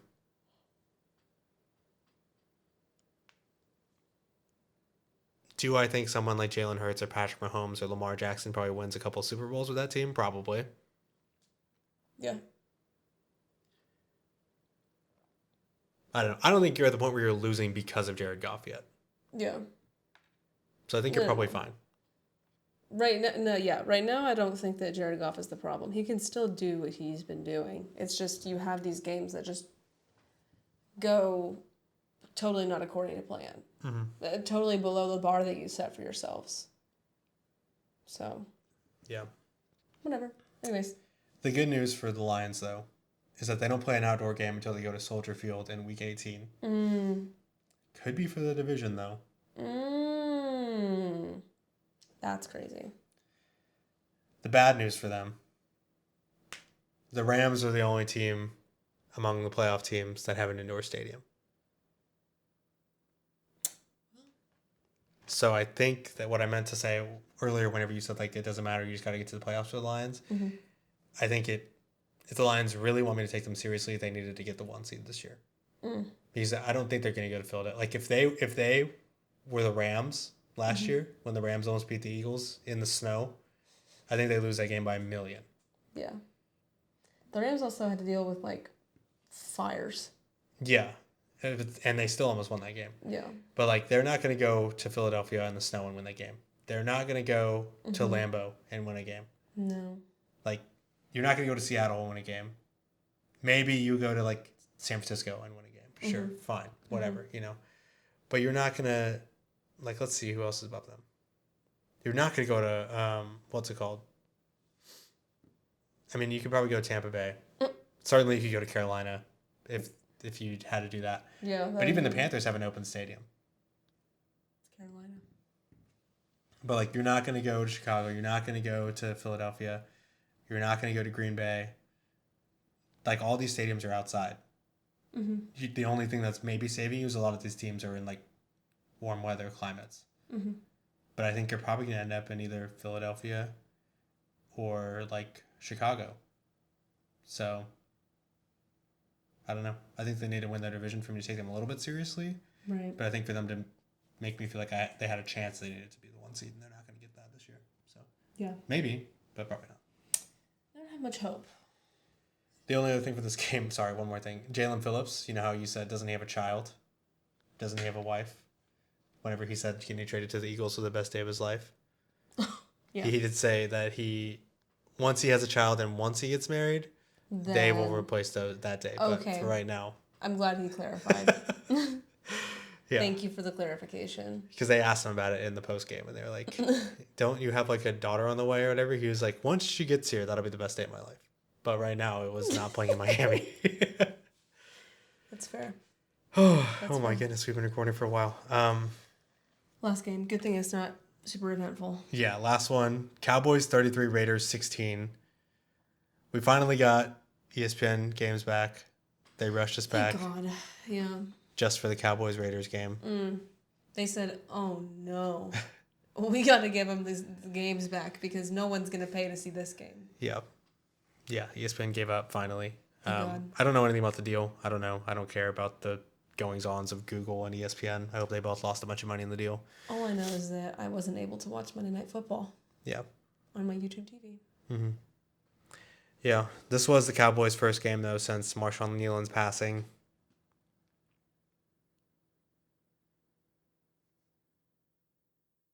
Yeah. It was tough. Of course, it's a football game, and, it's kind of hard to, like, really have a moment of silence that honors him. I thought it was really sweet and really, reverent that they put his jersey on their bench at the end of the game. I forgot who it was, but they were, like, holding up his jersey for the whole crowd to, just kind of... I feel like this was... Everyone can agree this game was for him, So it's very sad to see this kind of stuff happen, to someone like Marshawn Kneeland. Mm-hmm. Everyone has said nothing but, incredible things about the guy. And just how, like, sweet he was, how kind he was, how much of a hard worker he was. And I haven't listened to the dispatch, 911 dispatch, because I just know I wouldn't be able to handle that. But it's, I don't know, it's sweet that the Cowboys were able to, get this one for him. I know that's, like, the least, of his family's worries, his like, it's the least of everything, but it's at least just sweet that it could happen tonight for them. Yeah, I mean, what else can you do? Yeah. Yeah, it's hard. But I will say, I am very glad and I support Jair Alexander, who stepped away from the game for mental reasons as well, and getting his mental health right and getting his body right. I'm glad that he took a step away. I'm glad that maybe this happening was something that opened the door for him to be able to step away. I feel like he could step away. So that's very big of him, very brave of him. So I'm very proud of him as a player stepping away. And everyone else in the comments who say that he's soft and say that he's a loser, like, whatever. I'm not going to say mean things to you because you're not worth it. Mm-hmm. But, like, don't, like, this is the exact thing. Like, you can't, like, these players are not just mindless, like, pawns that are just here for our enjoyment only. These are people with hearts and brains and feelings and families and lives and, like, and this is hard. You have to be, like, physically, like, tough. You have to be mentally tougher to be in this league. I couldn't do it. Like, and so for everyone to just, like, be the most hateful person ever and just say, like, wow, he is this. Like, oh my gosh, like, what kind of a person are you? Like, take a look inside. Gosh, like, you are a terrible person for that. Yeah. I think it was like days after Marshawn Kneeland passed away. And Jair Alexander clearly has not been himself for a while, right? Like, he was a first-round pick, I think, or something like that. Played high-level football for the Packers. He's been on, like, 3 different teams now this season. Feels like he needs to step away. And people, days after we've lost somebody,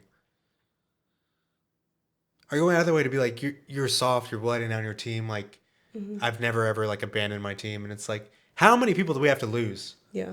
For you to understand that it's not in his control. Like, this shit is serious. If he would have torn his ACL and he said, I can't go this week, not one person would say you're soft for not playing. Yeah. Why wouldn't you just go out there then? You're letting your team down. But this shit is serious, and it's not a game. No.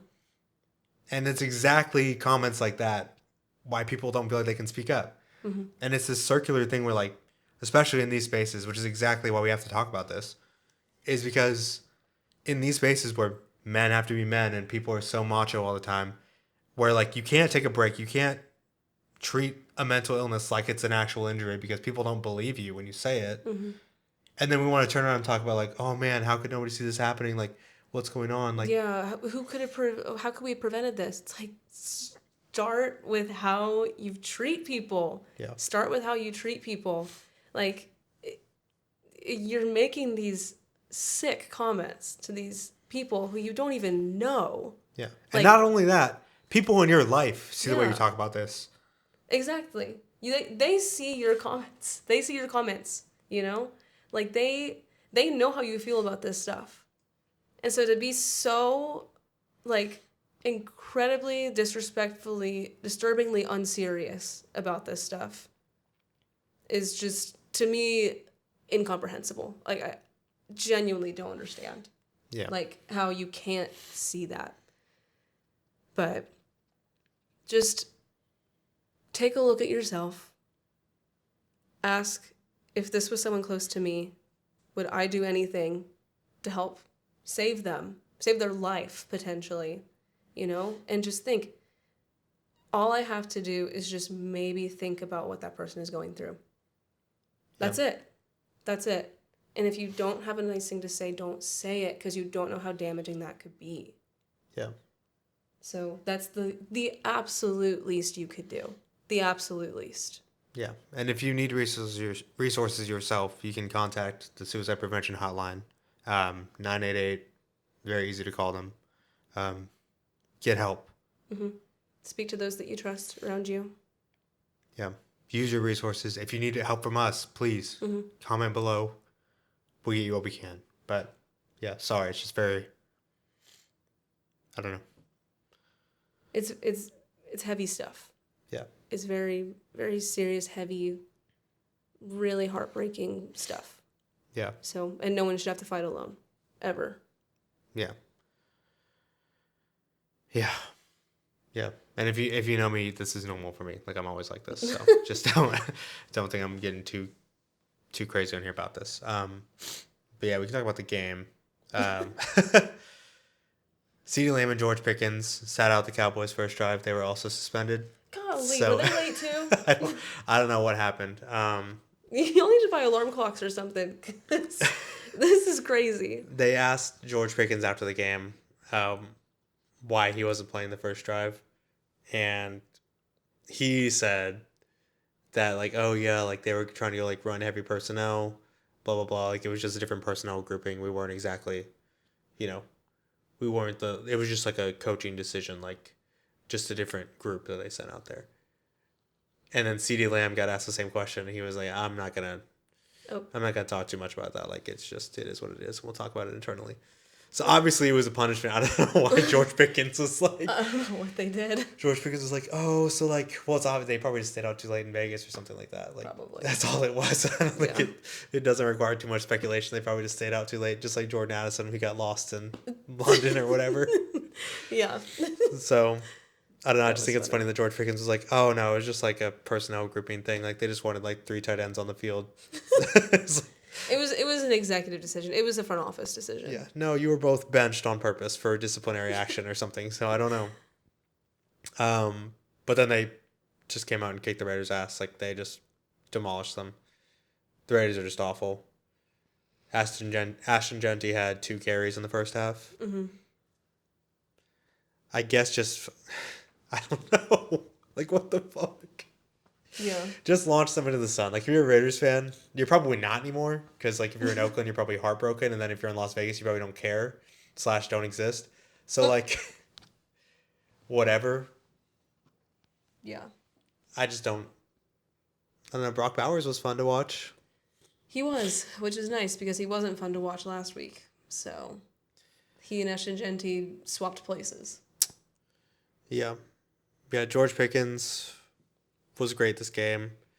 He almost had the catch of the year on the first play of the second quarter, going out of bounds. Just reached back and just Odell'd it right there, but he was out of bounds. Oh. He was a monster, though. He literally is like He's having a great season. He had another play where he was just running over people for like 10 minutes straight, and they just could not tackle him at all. And then, yeah, somehow, like the Cowboys led this game 31-9, I think, at one point. The Raiders went down, scored a touchdown. Then they forced the Cowboys punt on the next drive. And it was like, suddenly, somehow, like the Raiders can make this a game. Punt returner for the Raiders caught the ball inside the 5-yard line for some reason. Continued to run backwards. Got tackled at the 2-yard line. Mm-hmm. The Raiders set up at the 2 when they probably could have had the ball at the 20. He called for a false start. Move it back to the 1. Ashton Jeanty gets tackled for a safety the next play, and they had to punt the ball back to the Cowboys. Gosh, dang it. And that was basically it. Yeah. No. That was almost the most Raiders play of this series, but actually it was on the last drive of the game where the Cowboys went out to go take a knee, and the Raiders had too many men on the field. You cannot write this stuff. Bro. That is a crazy situation. Just counting. Just who was in charge of counting? Oh my God! How Obviously embarrassing! they were very upset. That is so crazy to be like, oh man, we can't even get it right in victory formation. I can't deal with this anymore. Oh.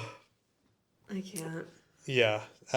Also, Max Crosby, I think, on like the second kneel down they took, was fully like rushing, like got off the line like he was actually gonna pass rush. I think that was a bit of a dick move. Yeah. That's like, come on, man. Like, I think it's like unspoken rule. Like, they got mad at Jameis Winston when he was playing for the Saints because they went in victory formation and then scored a touchdown anyway. Mm-hmm. And it's like, it's an unspoken rule. Like, if you're in that formation, like, nobody's going to fire off the ball because we don't want to get hurt.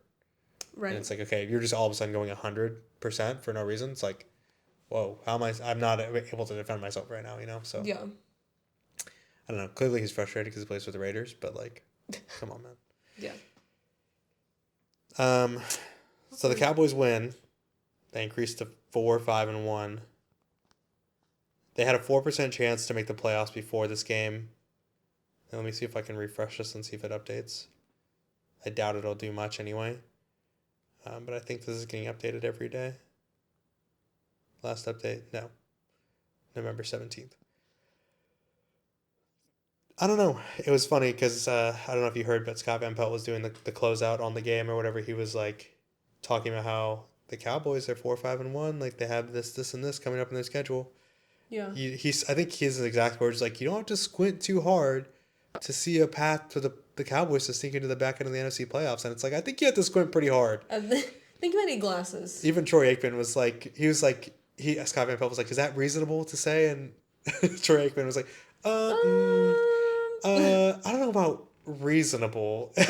Just like you beat the Raiders. Yeah. So yeah, they were talking about how the Cowboys defense looked improved with the addition of Quinnen Williams.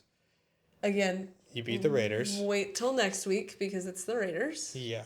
The Cowboys right now sit 4-5-1. This is no longer accurate. I think they'll jump the Vikings. Yes, so they're 2 games back. Right, two games back from the playoffs right now. I think that's how that works. Yeah, they'll be in over the 49ers if they win 2 games. But their next couple games are not easy. Let me find, where's this at? They play a lot of teams that are pretty decent. Yeah, so they've got the Eagles next, then the Chiefs, then the Lions. Oh, then the Vikings. Yeah, then the Vikings, whatever. They're going to need a decent-sized collapse by a couple teams in front of them, I feel like. Mm-hmm. Because there's a lot of teams in there with the same record. They'd probably get in over them. Mm-hmm. Yeah, they don't play like the easiest schedule. I don't know how well they're going to do. They maybe could beat the Eagles. They almost did the first time around. Yeah. Maybe Dak will spit again. Yeah, maybe we'll have Spitgate part 5,000 this season. I don't know. I just don't feel any type of way about the Cowboys.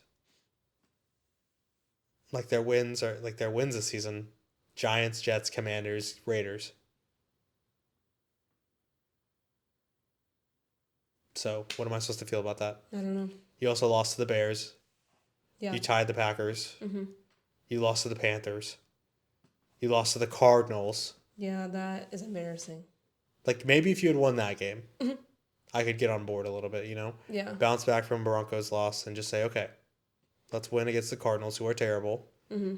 And then we win against the Raiders, and we're in good shape. Like, we're only a game out. We beat the Eagles. Another team loses, and we're in, you know? Right. Now you're 2 games out. I don't know. I was waiting for the playoff picture to shrink down a little bit in the NFC because I feel like there's only really like 8 teams still in it. Same way I feel like there's only really 8 teams still in this. Well, no, the Steelers complicated things. There's 10 teams left in the AFC. There's like, technically there's like 11 left in the NFC. But I think the cutoff is probably right about here underneath the Lions. So, I don't know. Do you think the Cowboys can make the playoffs? No. I'll just say no. Yeah, they do have 1% more chance than the Vikings. I don't know. I guess we'll see. It'll probably increase to like 5%. Yeah. But that'll do it for this week. That's it. Thank you for listening to this extra long episode. You're going to have to edit this down a little bit, but yes, we will see you after a Thursday night football game. Win or lose, we'll be here. Look that up? Like, who's playing on Thursday? We've been talking about it this whole freaking time. Yeah. I'm picking the Texans. I think Ellie probably won this week. I didn't check, but I picked a bunch of crazy teams. So let's go. I'll double check and it'll be updated on the Thursday night graphic. Comeback starts now. Mm-hmm. You can only lose 2 more games. I'm gonna pick the Texans too, since you're picking them as well. Okay. And I gotta generate some good stuff here. So yeah, we're both gonna pick the Texans. Pray for us. Please. We'll be at the game. Ellie will be flying back that morning, and we'll be driving in to hopefully see something good happen. Please, guys, please. And then we will record, win or lose. Win or lose. It may be a shortened episode. I don't know if we'll have all the previews. We may be just the ones that are exciting to us. Yeah. Probably not going to make any comments on the Titans or like the Raiders or anything this week. We'll see. Yeah. Or Bengals. Yeah. Who knows? I mean, Bengals might be exciting. But yeah, thank you guys so much for listening. Again, receive help if you need it. Don't be afraid to reach out. Definitely don't make people feel uncomfortable reaching out. Mm-hmm. This world is already hard enough to exist in. We don't need people enforcing arbitrary rules on when it's okay to be upset and stuff like that. Mm-hmm. Like, it's not useful to anyone. Doesn't make you any tougher to just sit there and suffer in silence or to make other people feel like they can't talk out because you personally don't think you need to. Mm-hmm. So, 988, if you need help, contact your loved ones, comment below. Do what you need to do. Stay safe. Look out for each other. Mm-hmm. I've been Aaron. I've been Ellie. This has been Aaron and Elle on Kirby Drive. Thanks for listening. Bye.